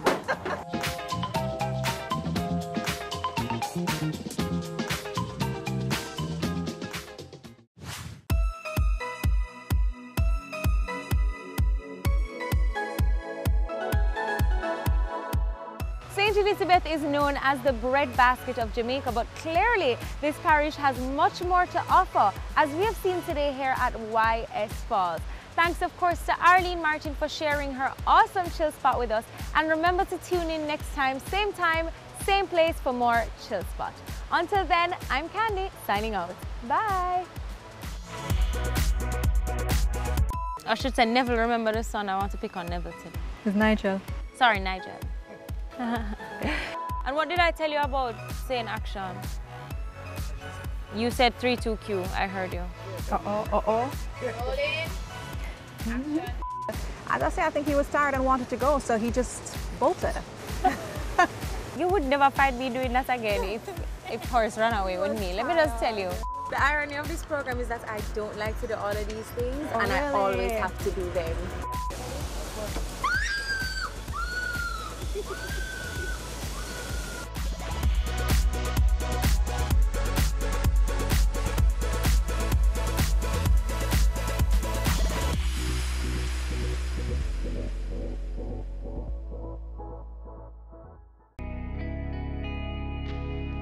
Our women are the backbone of our society. They deserve to be protected and respected. Domestic violence is not okay. Speak up and speak out. No more violence against women.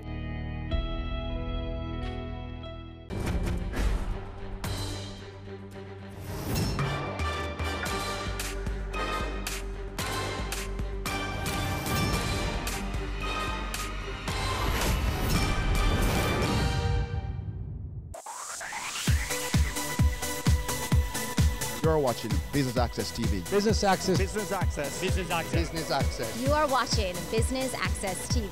Business Access TV. Serious about business. Serious about business.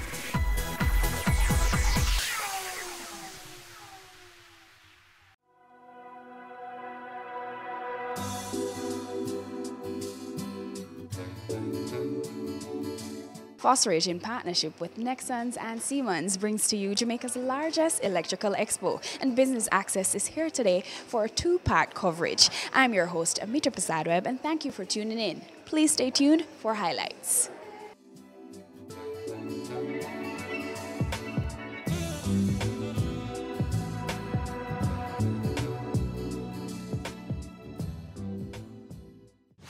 Phosphate, I think it's becoming a great company for a lot of Jamaicans.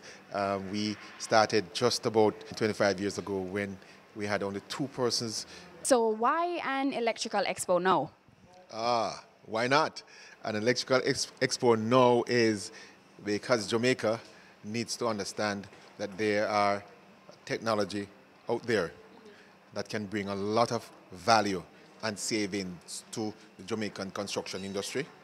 And so we need to, one, get that knowledge that we have with our partners to the consultants, to the contractors, the engineers, and even the schools, the educational institutions, so they can now start building this kind of a energy saving efficiency in their project. You see, it's important to note that you can buy a light bulb, which is fantastic. You can buy a LED tube, which is fantastic. We all sell those. But that will save you so much and no more. But if you build from your consulting base, from when you're building your project, you're designing your project, you build in the energy saving systems, then you can save so much more. We have decided to have these workshops, and we have decided to invite youngsters.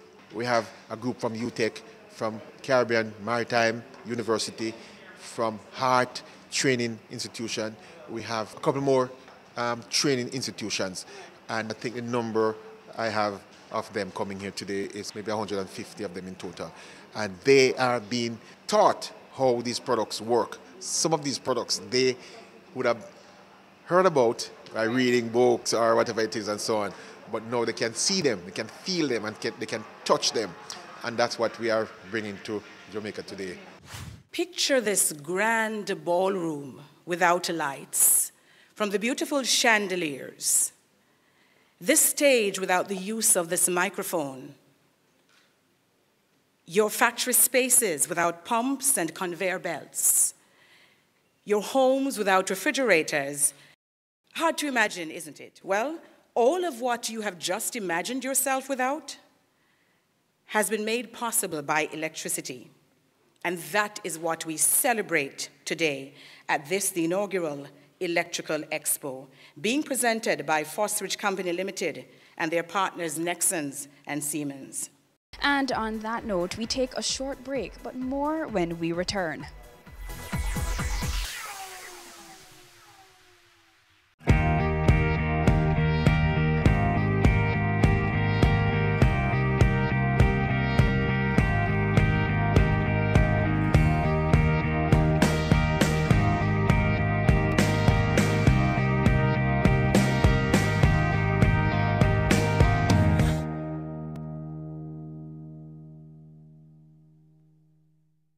As the end of the year draws nigh and the celebrations begin, let us add some magic to the festivities with our BATV Christmas mix. Why settle for blah when you can have fa la la la la? 60 advertising spots, 10 crawl spots.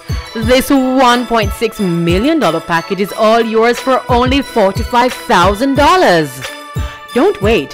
Contact our sales team today and take advantage of this incredible offer. Our gift to you. BATV Christmas Mix. Offer valid until December 31, 2018. We are back with another exciting, innovative and inspiring season. It takes a lot of stick-to-itiveness, being consistent and persistent in whatever you're doing. That's the bottom line. Business exists to add value to people's lives. And if we're not doing that, might as well lock down the store and just call it a day. It's a season 3 of Creating Wealth, Mondays at 8 p.m. on Business Access TV. There's only one recommendation for funding that is ever going to come from me, and that is funding from a bank. This is the cost to build, and it includes every nail and screw for the building. Our motto is building communities, building a nation. Get in the know with the world of real estate with Business Access TV's Home Sweet Home, Sundays at 4:30 p.m.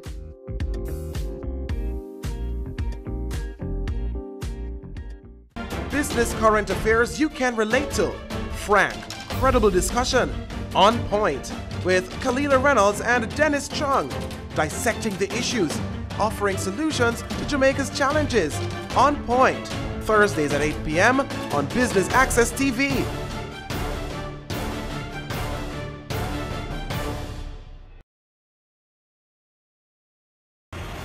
This This is Weekend Business Report. Economic windfall. Unsecured loans. Alleged corruption. Follows the closure. If they made this investment. Brokers strive to increase revenues. These sought some answers. Financial meltdown. Here are the week's final numbers. Here's Garth. News Roundup. Camille, it's back to you. That's Weekend Business Report with me, Keneal Gale, Saturdays and Sundays.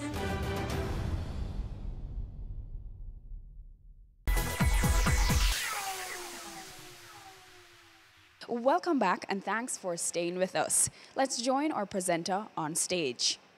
I am standing here and I'm looking at a group of people and I'm seeing the future. And I'm saying this is exactly what we want to influence, the future. You look very well and we are very happy to have you here this morning. This Expo 2018 features industrial electrical products.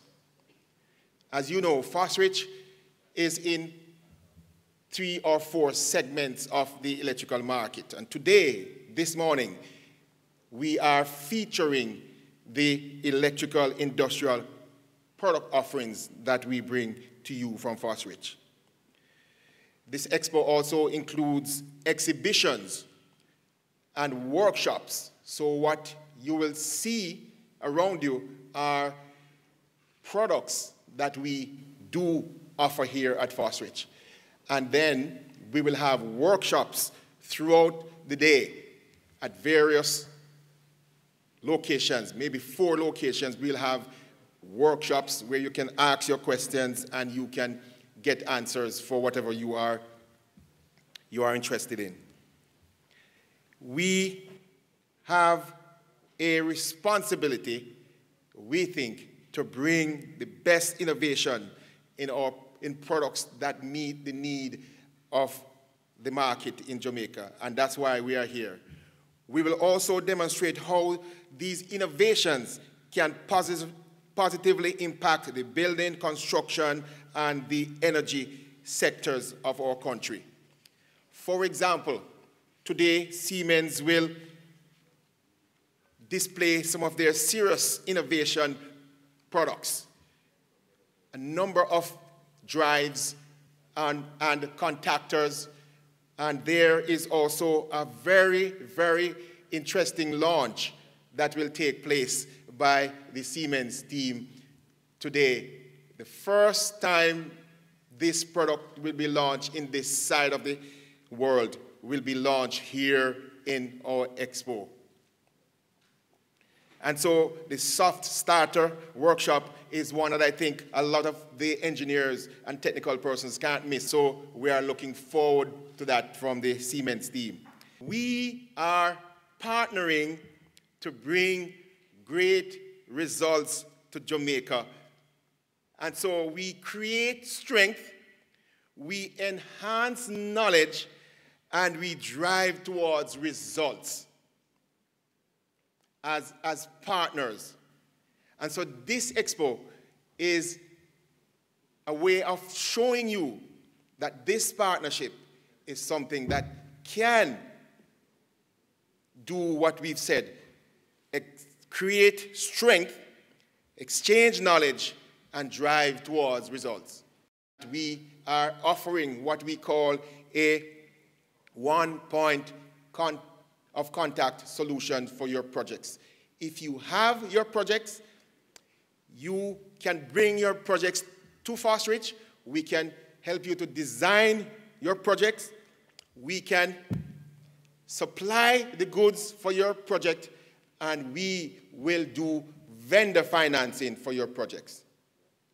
If it's too big, then this is why we have our financial partners here.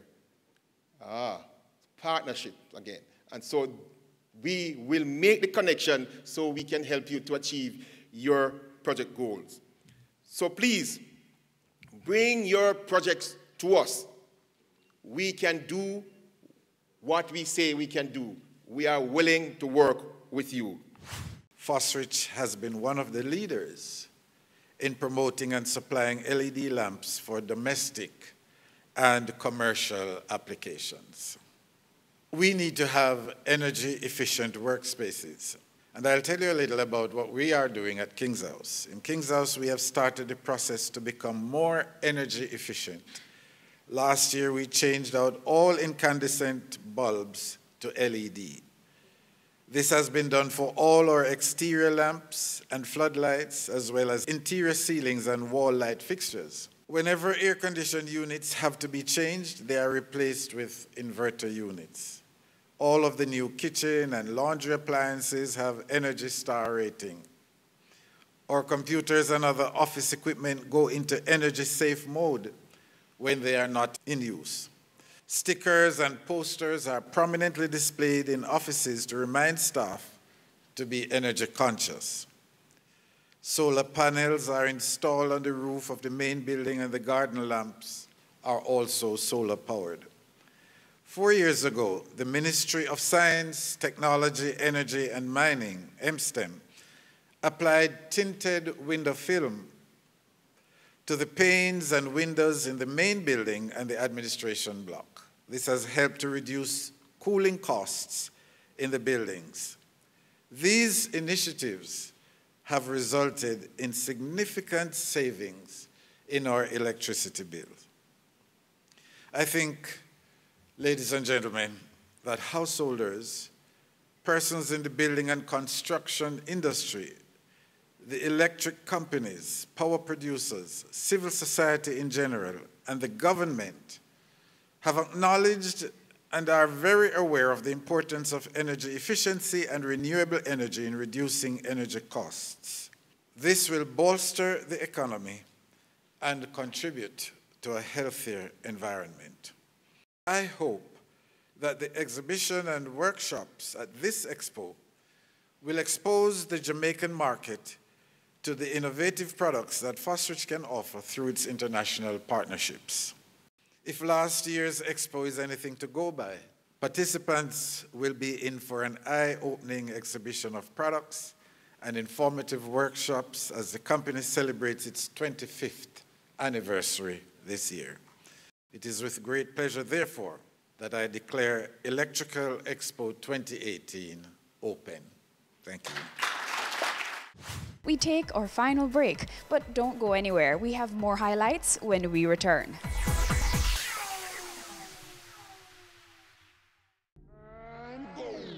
Career Moves has always explored interesting careers, highlighting all you may not have known about them. This season is no different. Coming back to Jamaica, everyone's like, Fizzy what? Fizzy who? When you find a bright boy or girl in the class and people say, what are you going to be? The parents will say, you have to go be a doctor, you have to go be a lawyer. Nobody says you have to go be a politician. Let me see your hands! Tune in Tuesdays at 8 p.m. on Business Access TV. The Good Life, your trusted source for useful health and wellness information, lifestyle tips for the mind, body, and soul.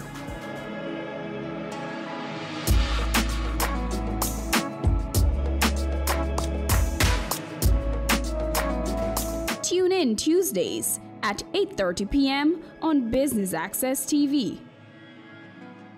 It's season 12, and Wealth Magazine Business Access is here to keep you business savvy. With an impressive mix of some of Jamaica's most inspiring business moguls, we continue to keep Jamaica informed, empowered, and ready to dominate. Tune in Sundays at 5 p.m. only on BATV. You're watching Business Access. Business Access. Business Access. Business Access TV. Serious about business.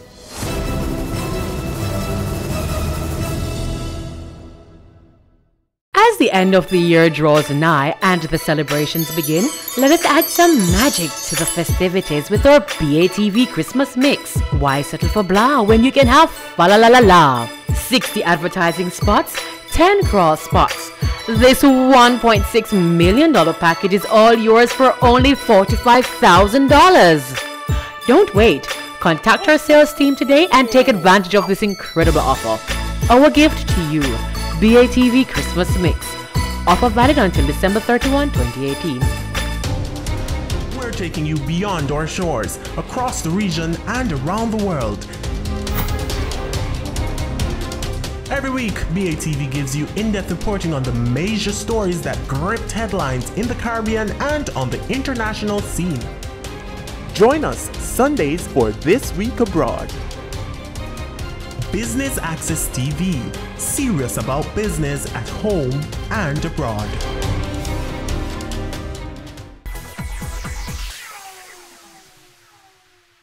Thanks for staying with us. If you are just joining us, we are here at the Electrical Expo. Please stay tuned for more highlights.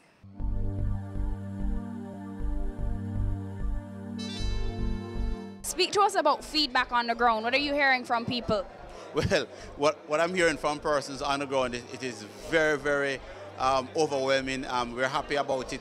A lot of persons are happy that Foster has partnered with Siemens, one of the largest and oldest company in regards to electrical controls, motors.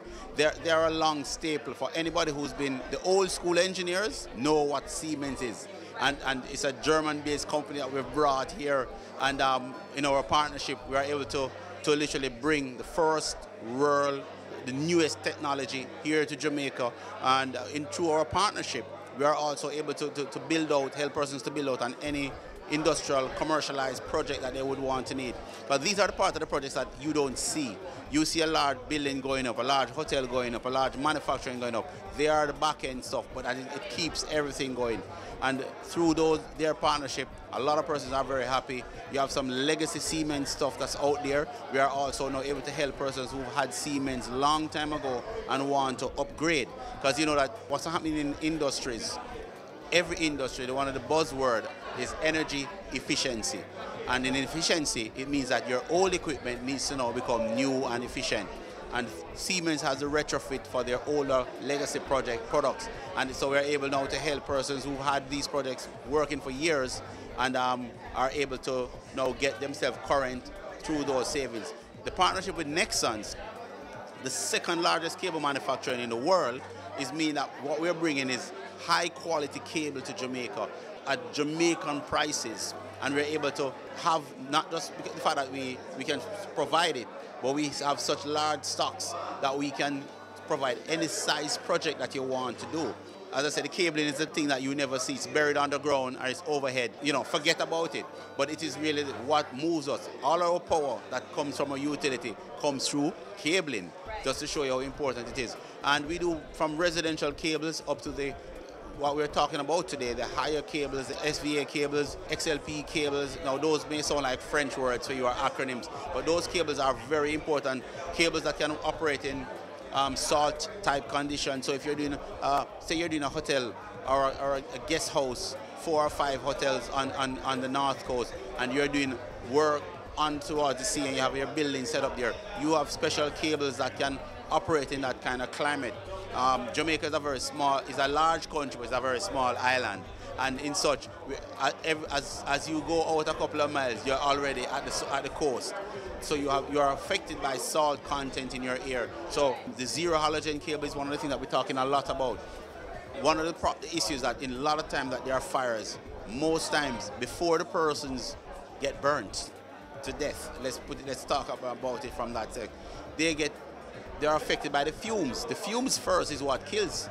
And those fumes are really, a lot of times, from the cabling, the electrical cables that are in the homes, the old type cables, they bring off a fume that fume can hurt you. The zero halogen cable are cables now that has that all reduced, and that cable is also able to take a longer time for you to get affected by those fumes. So you have a little bit of a chance that you can probably get to run out of the building before the fumes have totally affected you.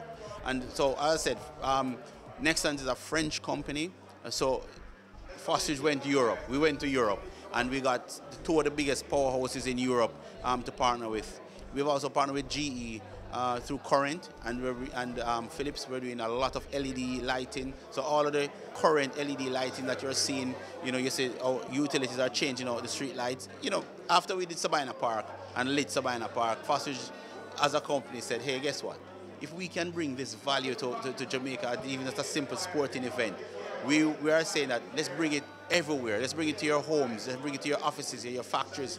And one of the biggest things for commercialization, what's happening, we're looking at a lot of industrial parks. There are a lot of footprints that have been set out, and that we're going to have industrial parks being built all over Jamaica, right? So to get to that concept, you have to have the building, you have to have the space, but then you also have the resources in regards to the power behind you, which is the cabling and the control panels and so forth.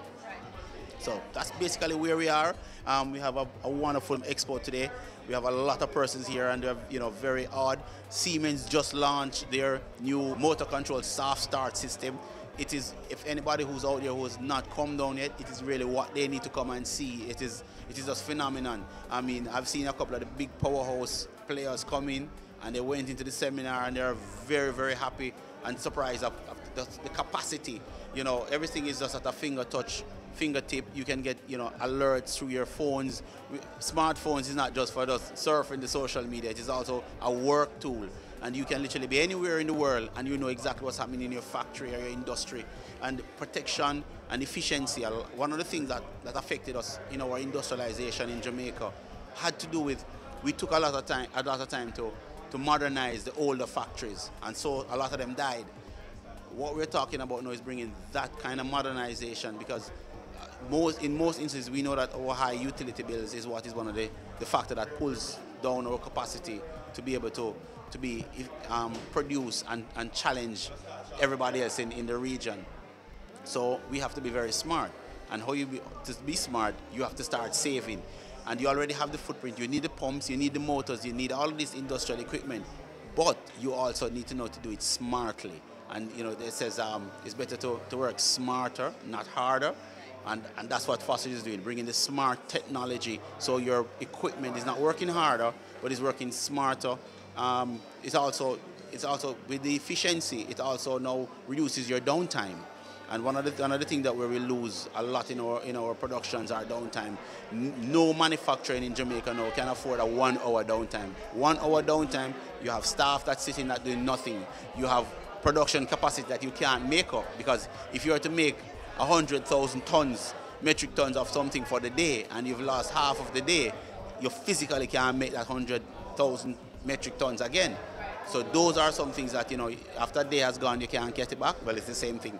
After you've lost the opportunity to produce, you cannot make it up. You're only going to use up opportunity that you'd have had for the next day. And, we want to thank you and Business Access and your listeners and your watchers to come in. Thank you for being here and to be able to share this moment with us here at Fosridge.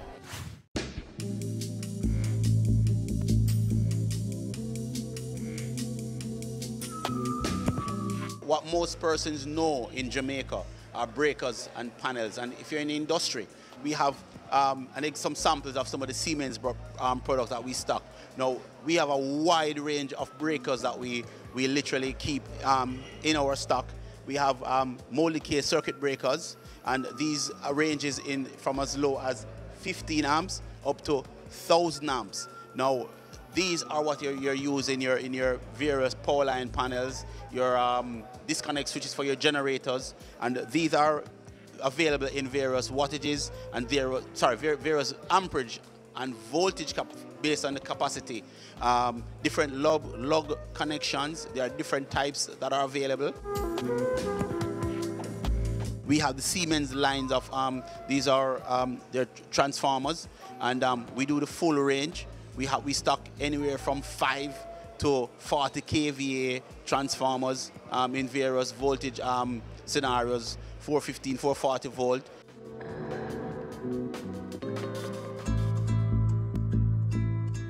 These push button controls are the new design, new type that are available. They are available for all industry application, and we're talking about push button switches that can operate in oiled type environment, harsh industry. These here can operate underwater, so your wet, damp locations, you can have your start, stops, various switches. We have different key type scenarios where you can set up to give different application or different authorization to persons who are able to turn these off.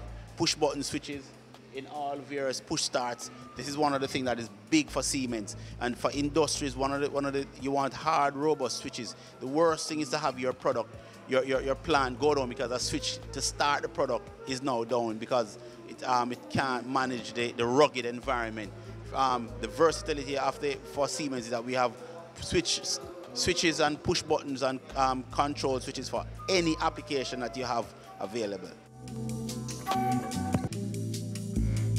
In continuing with the Siemens line of products, this is a staple in any industrial application. Any large electrical application, these are industrial P-line panels.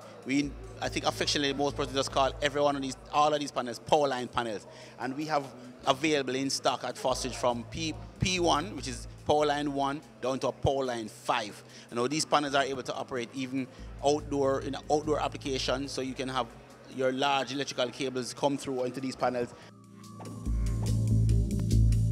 And that brings us to the end of part 1 of our 2-part coverage of the Electrical Expo. I've been your host, Amita Prasadweb, and thank you for tuning in to Business Access TV, serious about business.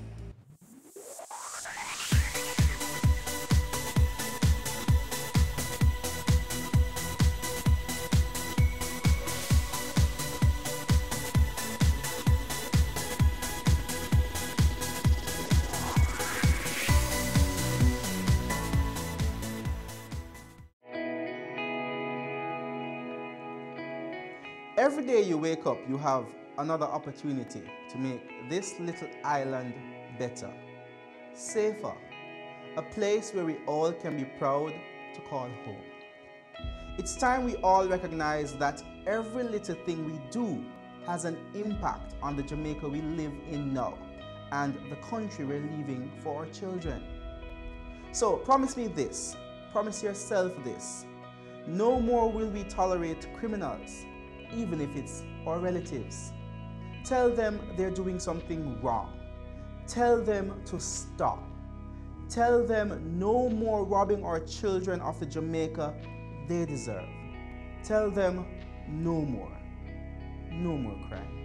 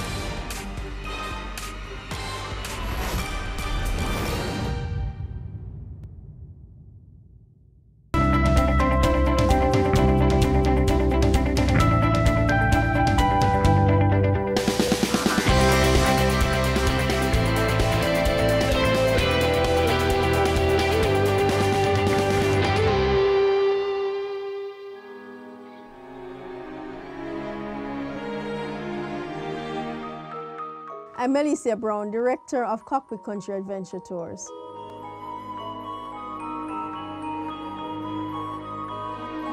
Cockpit Country Adventure Tours came about out of the Southern Trelawney Environmental Agency's need for conservation of the Cockpit Country area and as a means of sustaining that organization and providing economic opportunities for persons living within the area.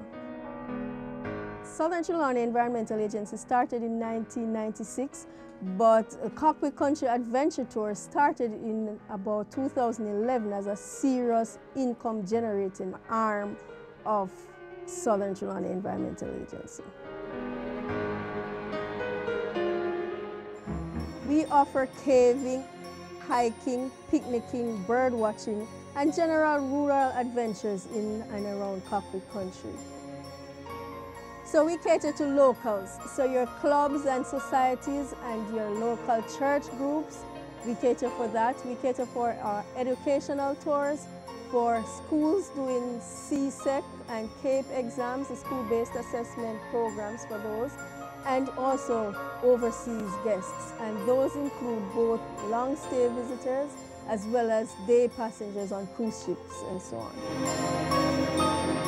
The organization Cockpit Country Adventure Tours is largely funded by individuals. It's really our sweat equity. We've also had funding from the Jamaica Social Investment Fund for the infrastructure that you see, the trail on which you walked and the restroom and changing facilities. That was donated by the Jamaica Social Investment Fund. We've also had funding from the Environmental Foundation of Jamaica, which kind of supported our program in the initial startup phases. When the idea of income generation came about, they were the initial funders who assisted us in generating the idea and formulating and conceptualizing.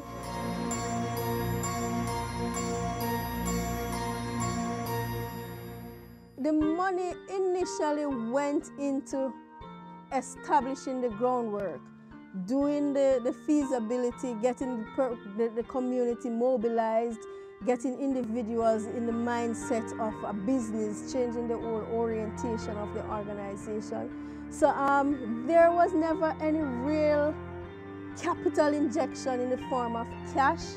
We mostly were supported by donor agencies who are more inclined to, doing like the infrastructure, like I said with JSIF, just doing programs related to the organization. So we did a lot of awareness.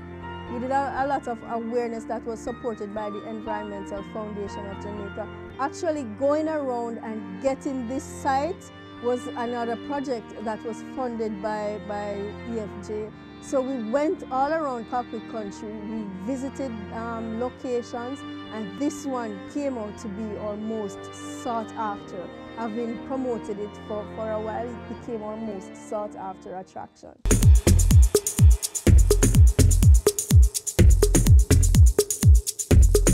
So this location was selected for its natural beauty and for the willingness of the persons in the area to participate towards achieving our conservation objective. We also have persons who are from the area. All our workers or tour guides are from this community, and it just makes the product evolve naturally. 80% of our staff are from this community. They are persons who roam the cave as children and who know it personally, who are very intimate with it. The other 20% are from the local area, the wider community, so not specifically Rock Spring, but Albertown and its environs. So we usually send out a message into the community that we are recruiting, that we need more persons. And we also ask our tour guides, just to recruit persons they know. So we usually get the best of the best from the community, and people it's natural to them, it's doing what they do naturally for fun as a means of generating income. So it falls naturally. The culture in our organization is it's very friendly, it's very easygoing. There's hardly a hierarchy, so to speak. Everyone interacts on the same level. However, when it comes to work, everyone knows how to fall in line and do what is expected of them. So it's very easy, it's very easygoing. There's hardly anyone who can complain about any work pressure, because we meet regularly, we train our guides, our staff regularly. Everybody is conversant with what happens within the organization. There's a clear transparency with all aspects of the operations. So we really have an open culture in our organization. We really customize our tours so that we like to start a tour at, say, 9:30, 10 o'clock. However, our guides would come in, the staff would come in a little earlier, and we set up for the operations. A tour lasts approximately an hour and a half, and we also, depending on the size of the group, we may provide lunch. So a typical day would probably last until maybe 4 o'clock, 4:30, but it may even go on to 6 o'clock because sometimes the guests are enjoying themselves so much that they may stay over. But again, because of the camaraderie between the staff, the time flies without us even knowing that the time is passing. So we really pay little attention to time.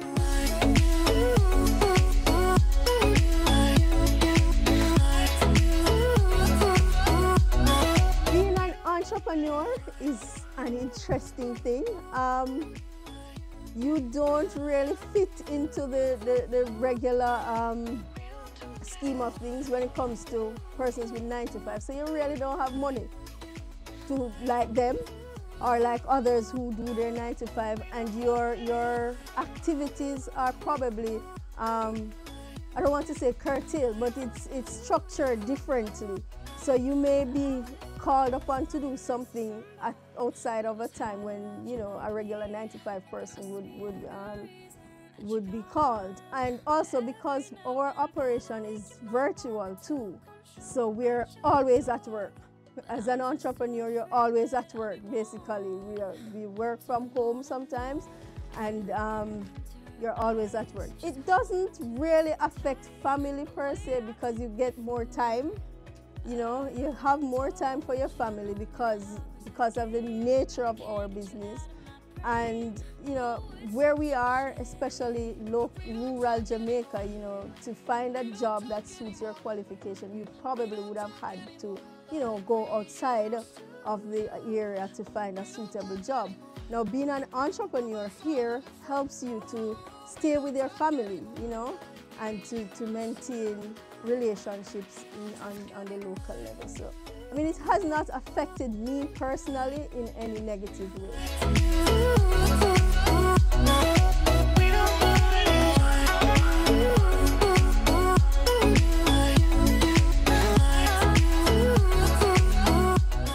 You see island I wear, them are the best thing in the island I swear. Everywhere in the island I hear.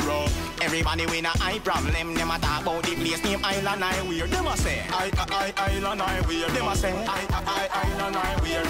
Everybody with a eye problem, them a talk about island I wear. Island Eyewear offers free eye testing every day, all day, at all locations island-wide. Conditions apply. Island I wear. Everybody with a eye problem, them a talk about island I wear. Having a corporate event, seminar, awards show, conference, product launch, workshop or expo? Business Access TV is here to showcase your event. Contact our sales department at 908-0919, 906-6357 or 908-2775 for more information. Business Access TV, serious about business.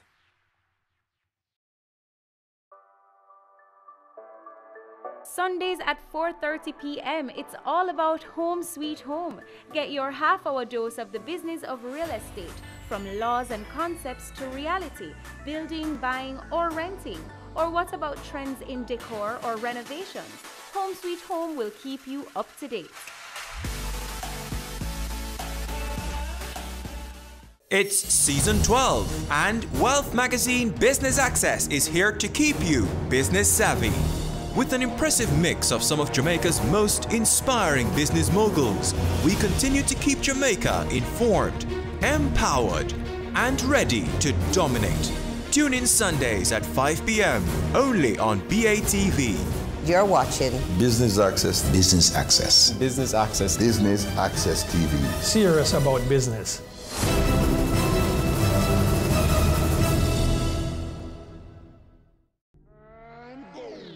Career Grooves has always explored interesting careers, highlighting all you may not have known about them. This season is no different. Coming back to Jamaica, everyone's like, fizzy what? Fizzy who? When you find a bright boy or girl in the class and people say, what are you going to be? The parents will say, you have to go be a doctor, you have to go be a lawyer. Nobody says you have to go be a politician. Let me see your hands. Tune in Tuesdays at 8 p.m. on Business Access TV. As the end of the year draws nigh and the celebrations begin, let us add some magic to the festivities with our BATV Christmas mix. Why settle for blah when you can have fa la la la la? 60 advertising spots, 10 crawl spots. This $1.6 million package is all yours for only $45,000. Don't wait. Contact our sales team today and take advantage of this incredible offer. Our gift to you. BATV Christmas Mix. Offer valid until December 31, 2018. Rise up like smoke, let the earth show. Mountains come crumbling down, don't let them go. Rise up to sea, oh let me be.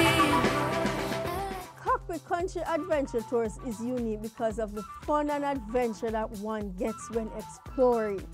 The features, the landscape, the river, the birds. Cockpit Country Adventure Tours, there's a possibility of spotting 27 of Jamaica's 28 endemic birds in this little area. The trails, there are trails for herbs where one can see herbs traditionally used in the local folklore. There are several caves, and this is one special one that we explore on a daily basis. And we've had great reviews from persons who have entered this cave. It's not like any that they have ever explored here in Jamaica, for sure. So it's unique for its naturalness. It's really, there has been no artificial setup on our attraction. Yes, you're gonna pass.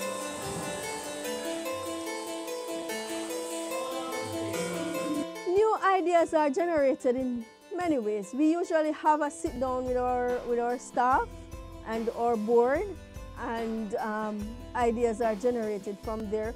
We also go around Cockpit Country seeking new adventures. So we go to communities and ask them to tell us about what is exciting in their community.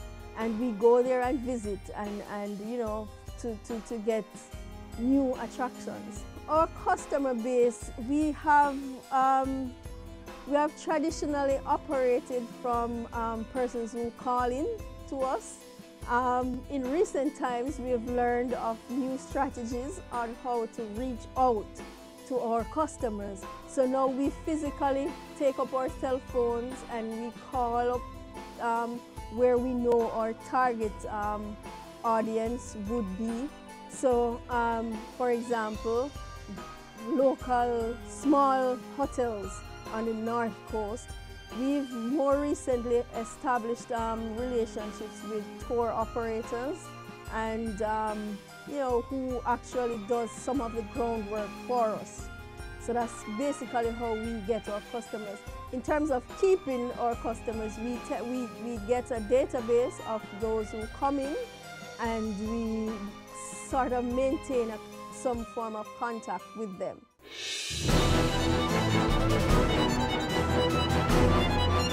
One of our major challenges has been the visibility, getting into the marketplace, getting known where it matters.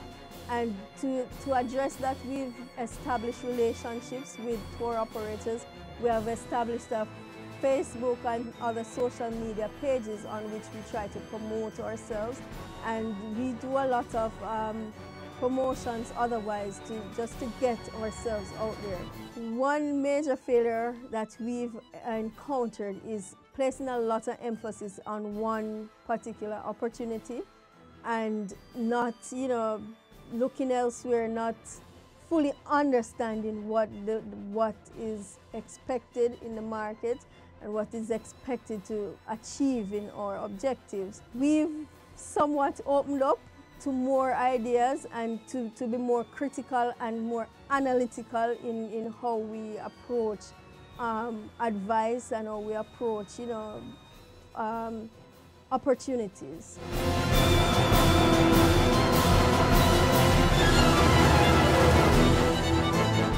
We try not to focus on doing damage control. So what we do a risk analysis. So we actually take into consideration all the possible things that could go wrong ahead of time, and we try to find solutions for those. We rather preventing a fire than putting them out.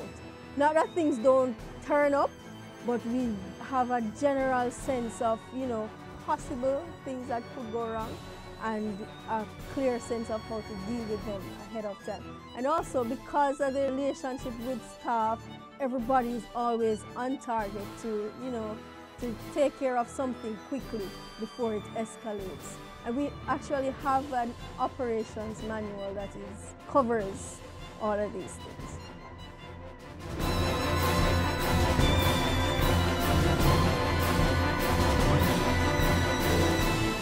We've always done a 5-year strategic plan, and in more recent times we do that, and it's how we work towards our long, medium, and short-term goals. We use social media, we use a website, we use magazines, we use Jamaica Tourist Board websites. There's a website established for community tourism enterprises, and I think so far our best marketing tool has been our website. The social media has been growing somewhat, and our relationships with other businesses has been helping to push us as well. To get the visibility, to get a presence where it matters, that's how far we're willing to go. Whatever it takes to promote Cockpit Country Adventure Tours, we are willing and able to do that. With financial support, we are the financial backing and having the funds to do it.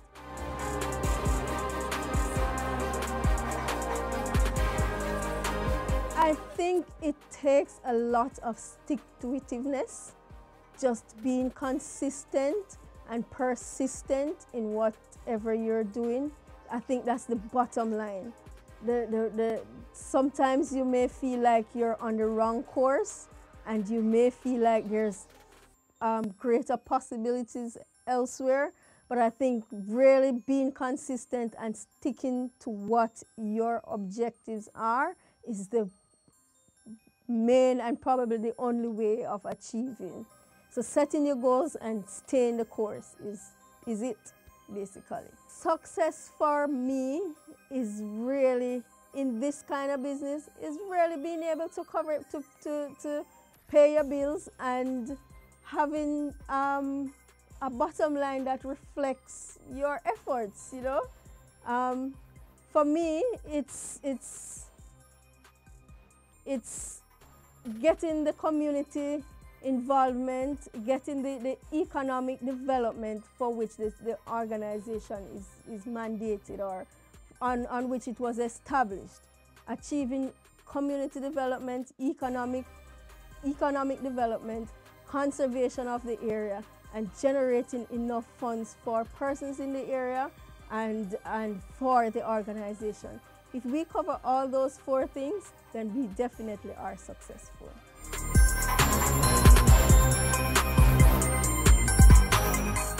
Our greatest fear is not having the impact in the marketplace, not reaching our market and staying outside of the market for too long, and therefore not reaching our potential profitability. That's my greatest fear. We're doing what we can in terms of ability. That's my greatest, promotional endeavors, stepping up on our marketing, just to be able to have that visibility in the marketplace and in the places where it matters.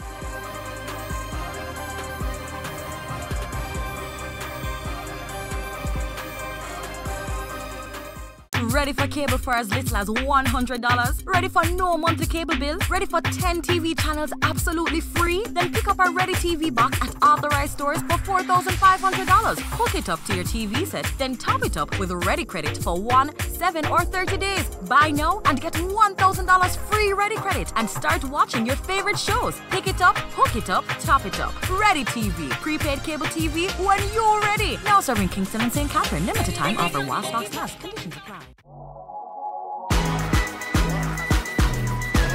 The Good Life, your trusted source for useful health and wellness information, lifestyle tips for the mind, body, and soul.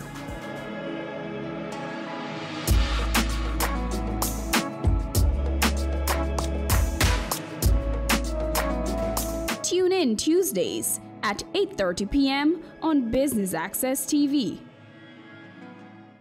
Business current affairs you can relate to. Frank, credible discussion. On point with Kalila Reynolds and Dennis Chung. Dissecting the issues, offering solutions to Jamaica's challenges. On point. Thursdays at 8 p.m. on Business Access TV.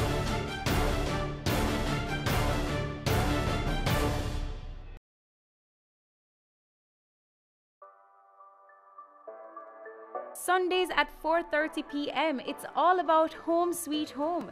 Get your half-hour dose of the business of real estate, from laws and concepts to reality, building, buying, or renting. Or what about trends in decor or renovations? Home Sweet Home will keep you up to date.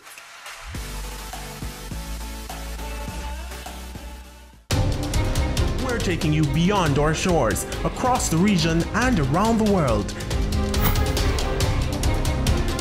Every week, BATV gives you in-depth reporting on the major stories that gripped headlines in the Caribbean and on the international scene. Join us Sundays for This Week Abroad. Business Access TV, serious about business at home and abroad.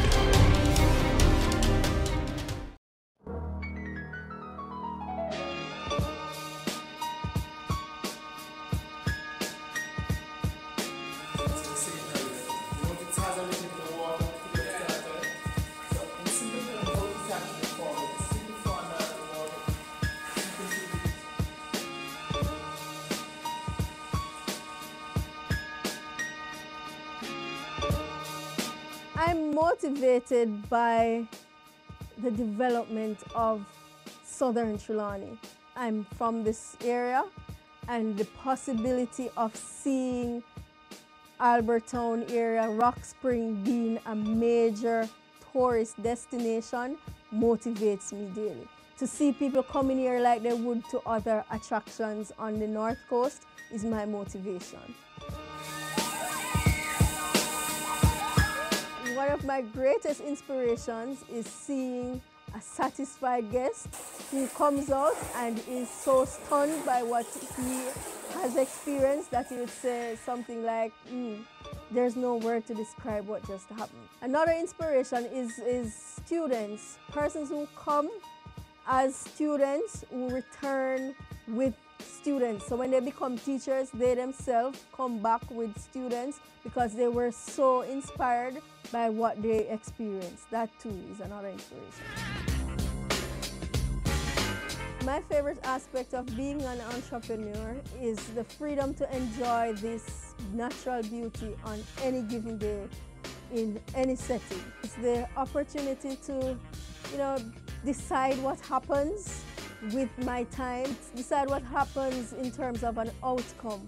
In the end, if I'm broke or I'm rich, it's because of my own choosing and not because I sat at a desk all my days and wasted all my time. It's the ability to be creative in what I do and how I do it.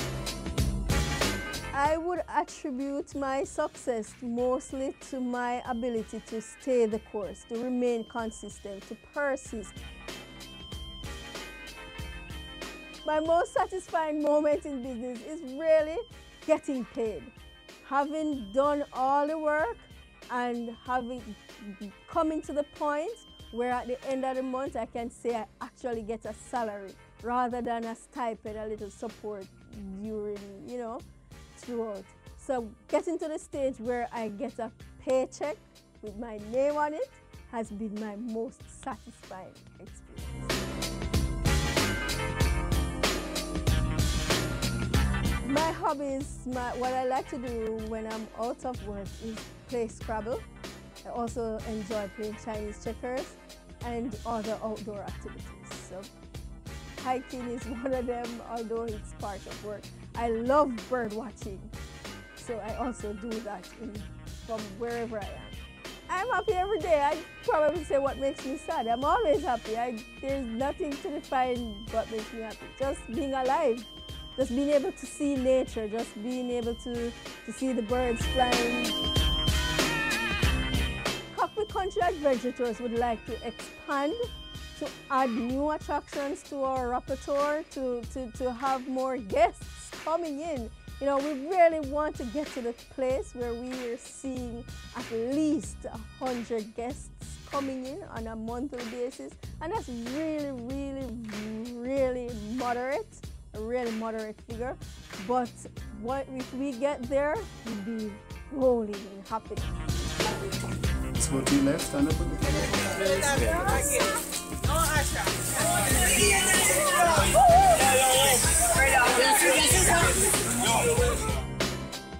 My advice to entrepreneurs, stay the course.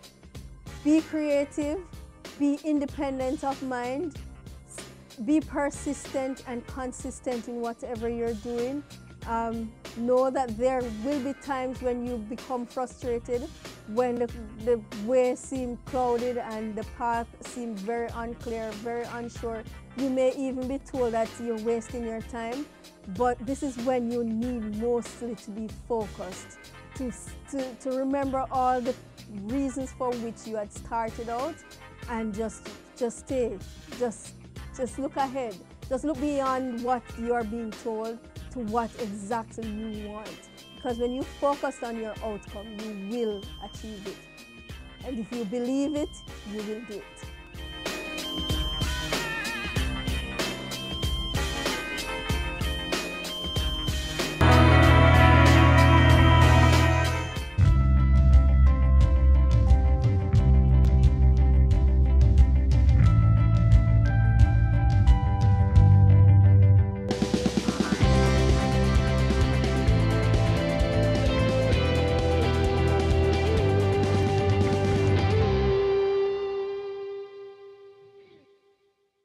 They say it takes a village to raise a child, but the world will one day need the leadership of that child. The time you spend with your child matters. It stimulates their minds and shapes the way they act. Talk with your children. Help them to better understand the world around them and to value what is truly precious. Above all, the most valuable gift you can give them is love.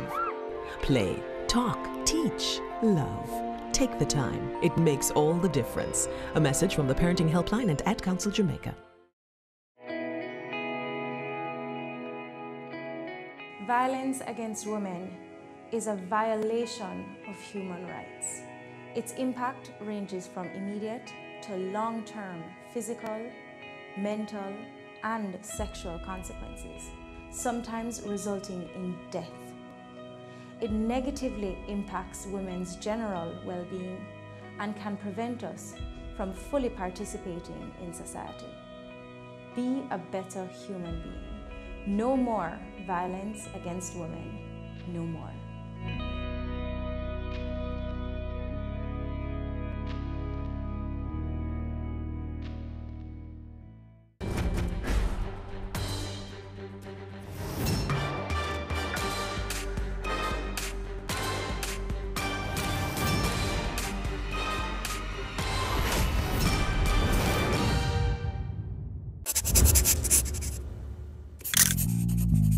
Creativity is one of Jamaica's most distinct assets and can be exercised through different mediums. This week on Cameo, we take a look at Jamaican illustrators.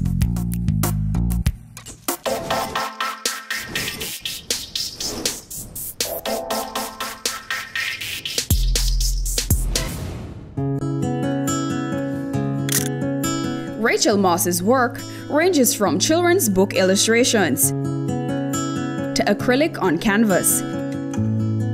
She has exhibited in various shows across the Caribbean and Jamaica, and was awarded a gold medal and merit in the JCDC exhibition in 2006. I actually studied 2D animation in England, and I found the process a bit tedious, and I do like to illustrate, so I more ventured towards illustration after college. Illustration is a creative process. It's basically bringing to life someone's vision or an artwork brief. So for example, if you wrote a storybook and you wanted it illustrated, like you wanted pictures in it, I would probably do that.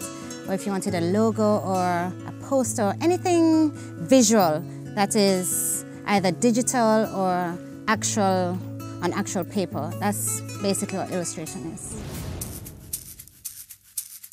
Some clients I've worked for: Ministry of Education, Kelly Magnus, Crayons Count, Pearson Publishers, Carlong Publishers, Diane Brown.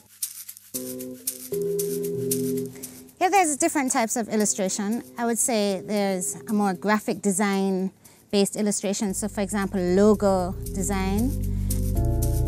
There's digital illustration, which is done on a computer. There's 2D illustration, which is what I would do, but I can digitalize that as well.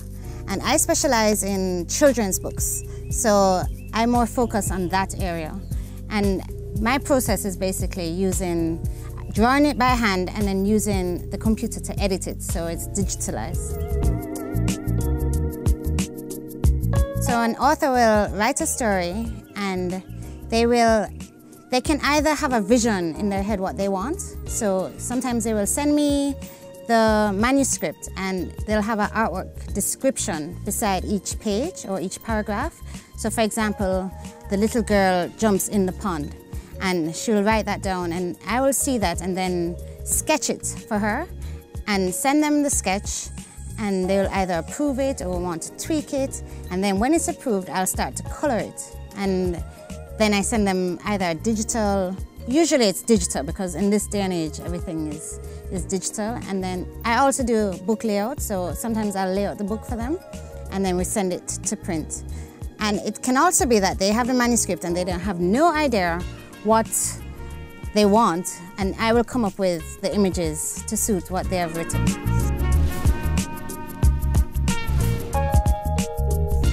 One of the major challenges in this field is that illustration is a competitive business, so there are many illustrators out there. And in the Caribbean, a challenge for illustrators is that a lot of authors tend to self-publish. There aren't many publishing houses that can afford to really take stories and really publish them. So a lot of authors self-publish, and it's very expensive to do so because they have to put up the illustration cost and the printing cost. And that's a challenge in itself because a lot of the time they can't afford an illustrator to illustrate their book. So I would say that's a major challenge, especially in Jamaica, because when the book does go on the market, it's so expensive that a lot of people can't afford to buy the book. So that affects the author and it affects the illustrator in retrospect.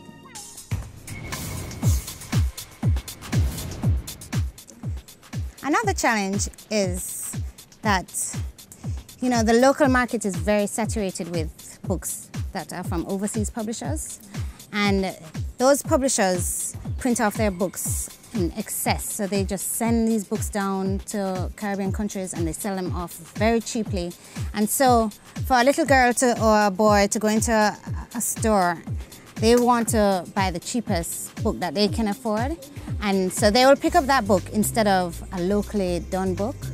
And that also is a challenge. So I think if we got a lot of funding or support in that area to help the local industry or the Caribbean industry really, stand on its feet, I think that would be a great asset to illustrators. How do you price creativity? I guess you have to look at the value of what you're doing. So for example, if you go into a store, what do you pick up? Why do you pick up this product over this product? Is it because the label attracts you? Does the label draw your eye to it? Why do you buy this children's book over this children's book?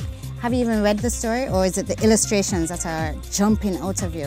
Or what sells a book? Is it the cover or the inside of the book, you know? So I guess people need to value the job of the illustrator or what we can do for you. And a lot of the times, like you said, a challenge is that people don't really see the value in what you're doing, and they say, oh, that's too expensive, but yet it's a very time-consuming job, or it's a lot of back and forth between the clients. So I take all those things into consideration when I'm pricing my work. I think about how many hours it might take me, especially if it's a logo design, how much back and forth I might have to do, or what kind of exposure this job might get. And so all of those things, it can be someone who's just doing a small project, and then, you know, that's a completely different ball game to say a big corporation, like, you know, one that is international per se, paying you to do something.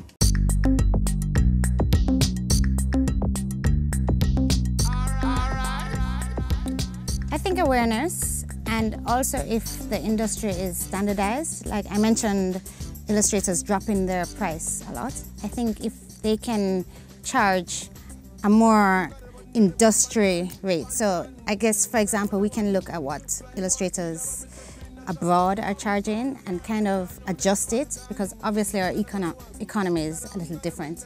But that's a good starting point. And I guess you just have to sometimes work with the client, because different clients are coming from different places, and we just have to say, look, you know, this is worth this, or this, it's going to take this amount of time and this amount of back and forth, and hopefully they'll understand.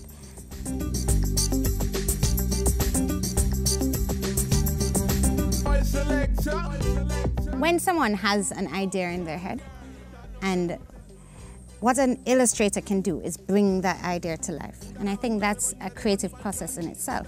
And the thing I love about illustration is that it's not in the box, it's not rigid. So for example, if I'm doing something for children, I know my tiger doesn't have to look exactly like a tiger. It can be very whimsical, or I can just put all the colors that I need to put into it and make a child happy. So I think the mere fact that you can just like put someone in a different place or bring them into a different world, I think that's a creative process in itself. Just like music, just like dance, it just takes the person who is viewing it into a different world completely.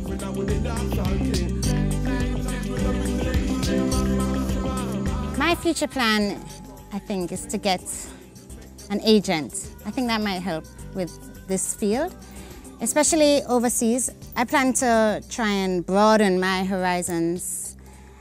I plan to focus on publishers abroad and here as well.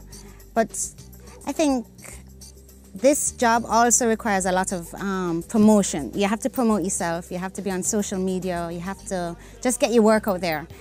And I think that's something I'm gonna work on in the future. Coming up next, Peter Ann Smith.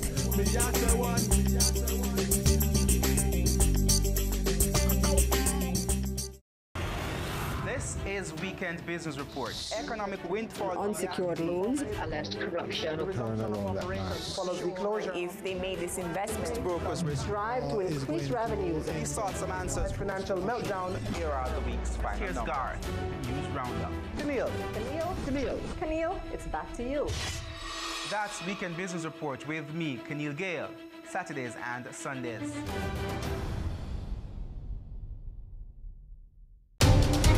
We're taking you beyond our shores, across the region and around the world. Every week, BATV gives you in-depth reporting on the major stories that gripped headlines in the Caribbean and on the international scene. Join us Sundays for This Week Abroad. Business Access TV, serious about business at home and abroad. Go for God Family Church. Today's message is for those of you who thought that Jesus was finished. Inspiring messages. I'm here to tell you today that you are excellent. God is excellent. Empowerment from biblical motivation. To be glorified means to endure endowed with authority. A woman is a powerful, creative being. Join Pastor Christopher Morgan and the Go for God team as we go for God. Peter Ann Smith has been professionally illustrating since 2012. As a child, she had a love for cartoons and drawing. She talks to us about her journey. Basic definition of illustration is to graphically depict an idea or a story. So for example, if someone says that they have an article, yeah, you can do articles as well. And they say they want an image to go with it, but they don't necessarily want a photograph. So this is where an illustrator would come in. So they use their drawing skills and their graphic design skills to come up with something that would suit the client and the subject of it. A lot of imagination comes into play, because even if you have to do research and look for reference materials and such, it requires quite a bit of your own, may I say, mental input. So if there is a situation where you can't quite find the reference that you want, or the time frame is really short, so that's where the whole problem solving creativity part comes in, how you can make this thing work to satisfy the client, or if it's a personal project, how you can make it work to satisfy you. I've been drawing for as long as I can remember. And I first encountered illustration through children's books, the picture books and such. I saw these lovely images and said, hey, I can do this. But at the time, I didn't really think of it as a profession. I didn't know what illustration was until I got much older. So once I found out that was a possibility, I started looking more into it, what I would need to do and what it entails, how I can bring myself up to scratch, so to speak, so that I could make a career out of it.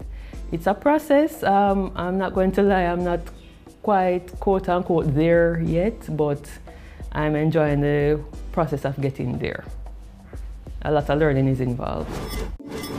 I was involved in a project through one of my lecturers, David Suter at the time, and I was part of a team that illustrated for a booklet for Jamaica Association for the Deaf.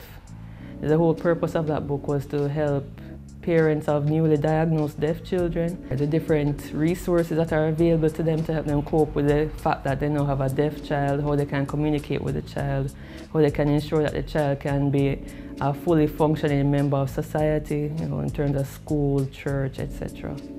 And it was a fun project and gave me a taste of what's out there on a professional level. And then right after my final year, actually at my final year show, I got my first children's book job. So that took a while. Like I said, a bit of a learning curve, because when you're in school you have an idea of what it is, and then when you go out and you experience it, you say, oh, there's a bit more to it. So it took a while, and my client was very patient. We got it done.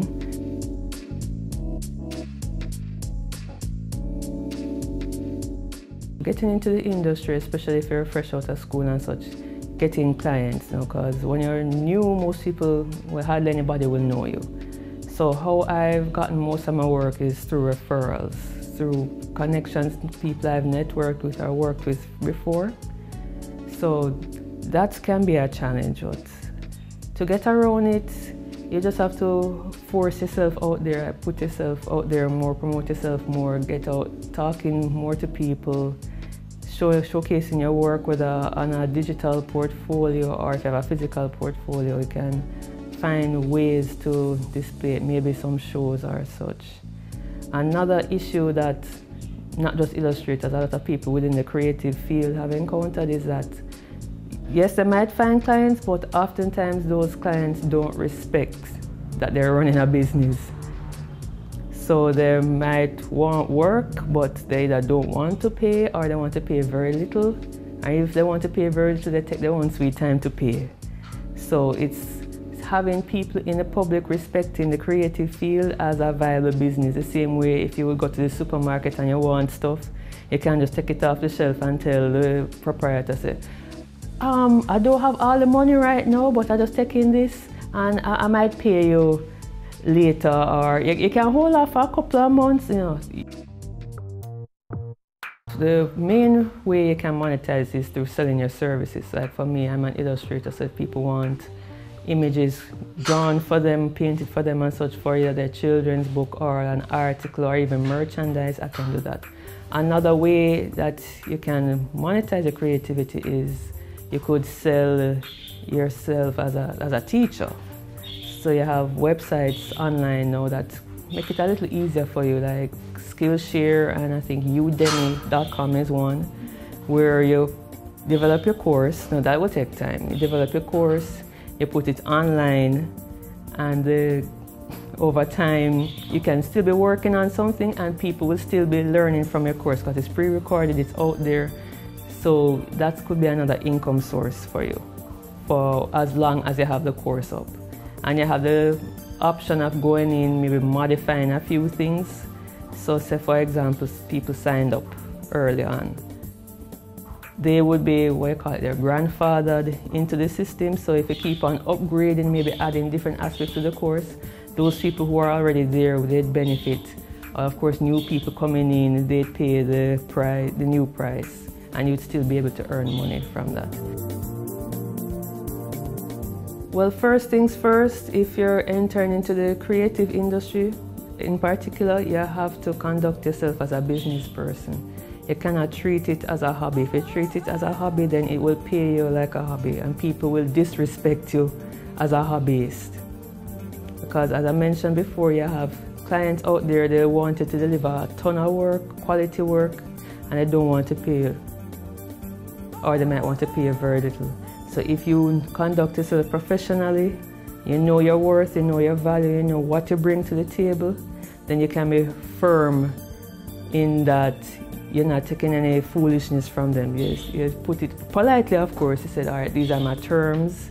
This is what I will work with. This is how I will do the work for you, with you, etc. Promotion, marketing and promotion is a major thing. Unfortunately, they don't really cover that in school, so it's really on you to go out there and seek resources and how you can do that as an artist. Now, for me, I went through about 2 years. I was looking at various ways to promote myself, but they were in more traditional, general business terms.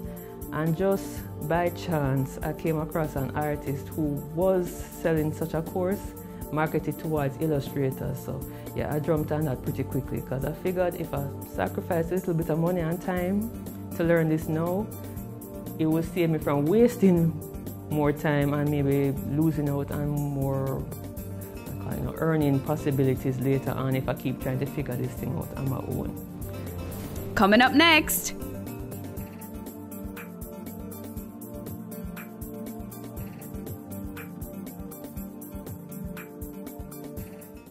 Ready for cable for as little as $100? Ready for no monthly cable bill? Ready for 10 TV channels absolutely free? Then pick up our Ready TV box at authorized stores for $4,500. Hook it up to your TV set, then top it up with Ready credit for 1, 7, or 30 days. Buy now and get $1,000 free Ready credit and start watching your favorite shows. Pick it up, hook it up, top it up. Ready TV, prepaid cable TV when you're ready. Now serving Kingston and St. Catherine. Limited time offer while stocks last. Conditions apply. It's season 12, and Wealth Magazine Business Access is here to keep you business savvy.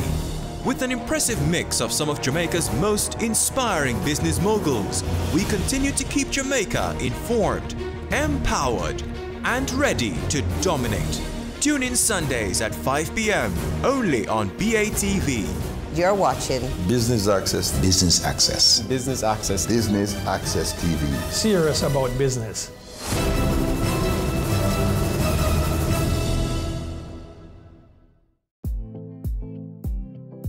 Stay current and gain more information on the ever-evolving industry of real estate on Home Sweet Home, Sundays at 4:30 p.m. on Business Access TV.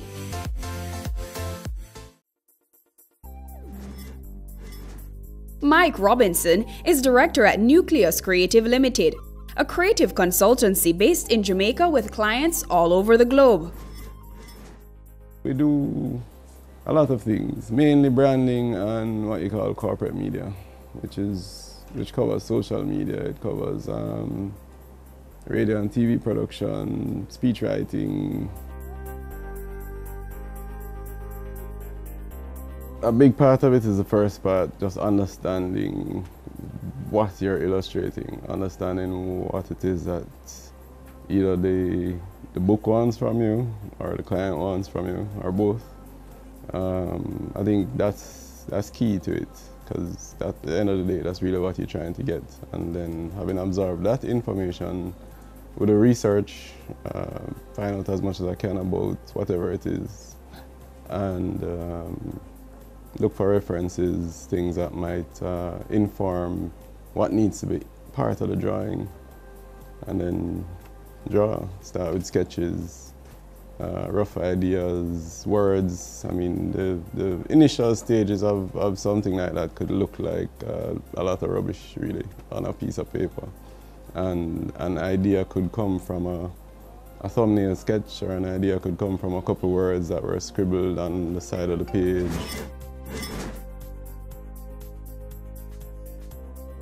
I've been drawing since I was 4, and I knew what I wanted to do since I was 4. But I spent a lot of time along the way thinking that it's not a way to make money. Like, I was told that a lot as a young person. So I ended up studying chemistry, and I got back around to it relatively late in life, I would say. And I guess what started it off was the Little Lion series. I have a couple of those. But what started it off was that I got a call from somebody I knew who had gone into publishing, and she vaguely remembered that I had drawn something at some point, and an illustrator had actually dropped out of her project, and she just asked me if it's something I could do, and I thought it was something I could do, and that was the first book that I did.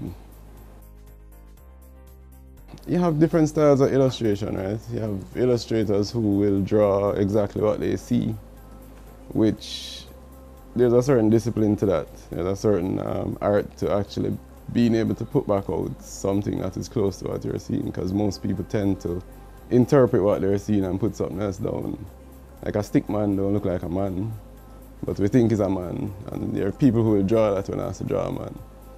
But then there are people who will literally draw something that looks like a photograph. Some people don't think that's creative, but I think it's the same process. But then the kind of creativity you probably are talking about now is when you get that person's interpretation of what these things should be looking like.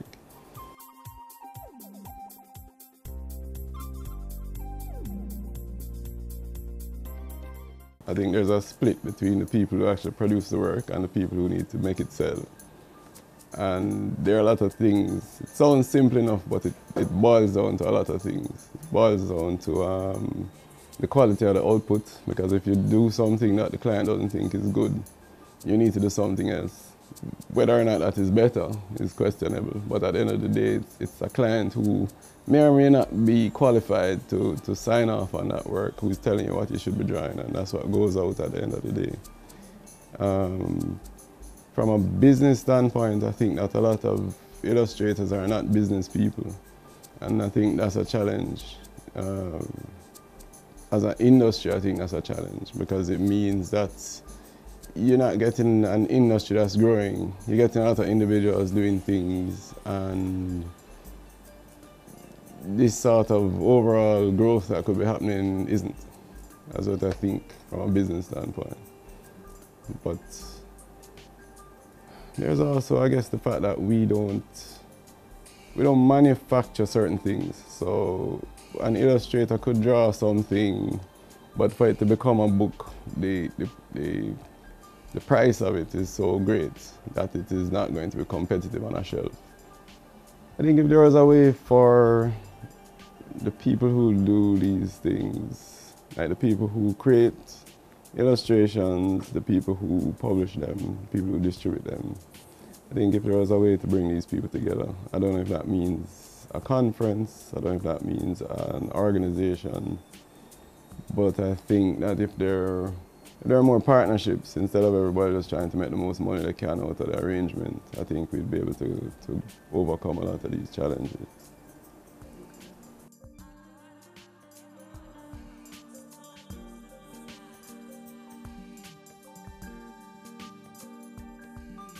I think people talk a lot about Brand Jamaica, and that's a part of it. I mean, Brand Jamaica is essentially IP, is intellectual property, and it is about monetizing creativity.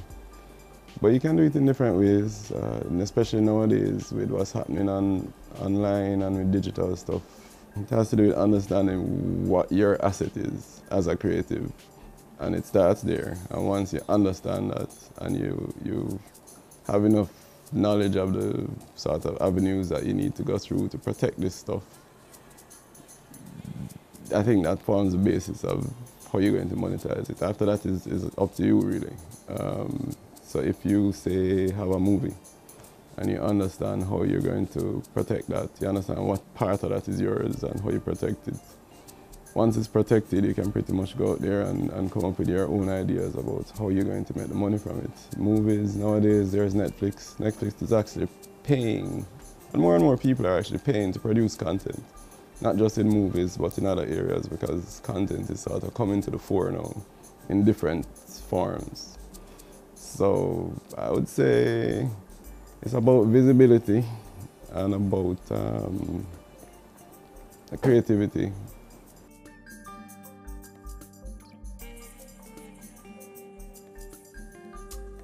Jamaica is finite. It's relatively small compared to the bigger world markets, like you said. And it really doesn't take much more than a Wi-Fi connection for a creative to do business with somebody somewhere else, unless you're making something tangible. And even then, you know, they're shipping, but you can do business just about anywhere nowadays. And I agree. I mean, there are people who are already outsourcing animation to Jamaica from Europe. You know, it is one of the areas I think that has great potential in that respect. It would be nice if the government would keep that in mind, because I think that they could make it easier for people who are trying to do business that way to do business that way, and they could also push it a little bit, you know, because of the exchange rate.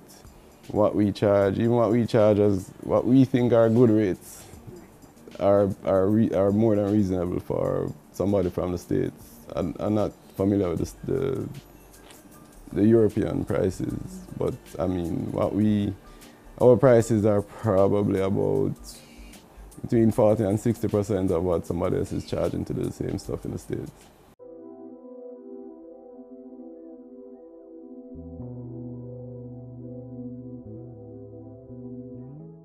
Talking to other people who are already in it and other people who have succeeded at it is a good way to go. Industry is a little competitive because it's small, but I think you will always find, especially in illustration, you always find somebody ready to talk to another person who's interested. I mean, just along my journey, I've pretty much ended up speaking to just about everybody who's doing it now. I mean, within my generation. Just because somebody might call to ask you a question, or somebody might have a project that they thought you might be interested in. And along the way, you end up interacting, and I learned a lot just from that alone. And there are also models in the States. There's a lot of advancements that have already happened in the States that we could learn from here, I would say. So I would say just, you know, learn as much as you can from everywhere. And that's it this week for Cameo. Even in the midst of challenges, our creative industries continue to shine. I've been your host, Amita Prasad Webb.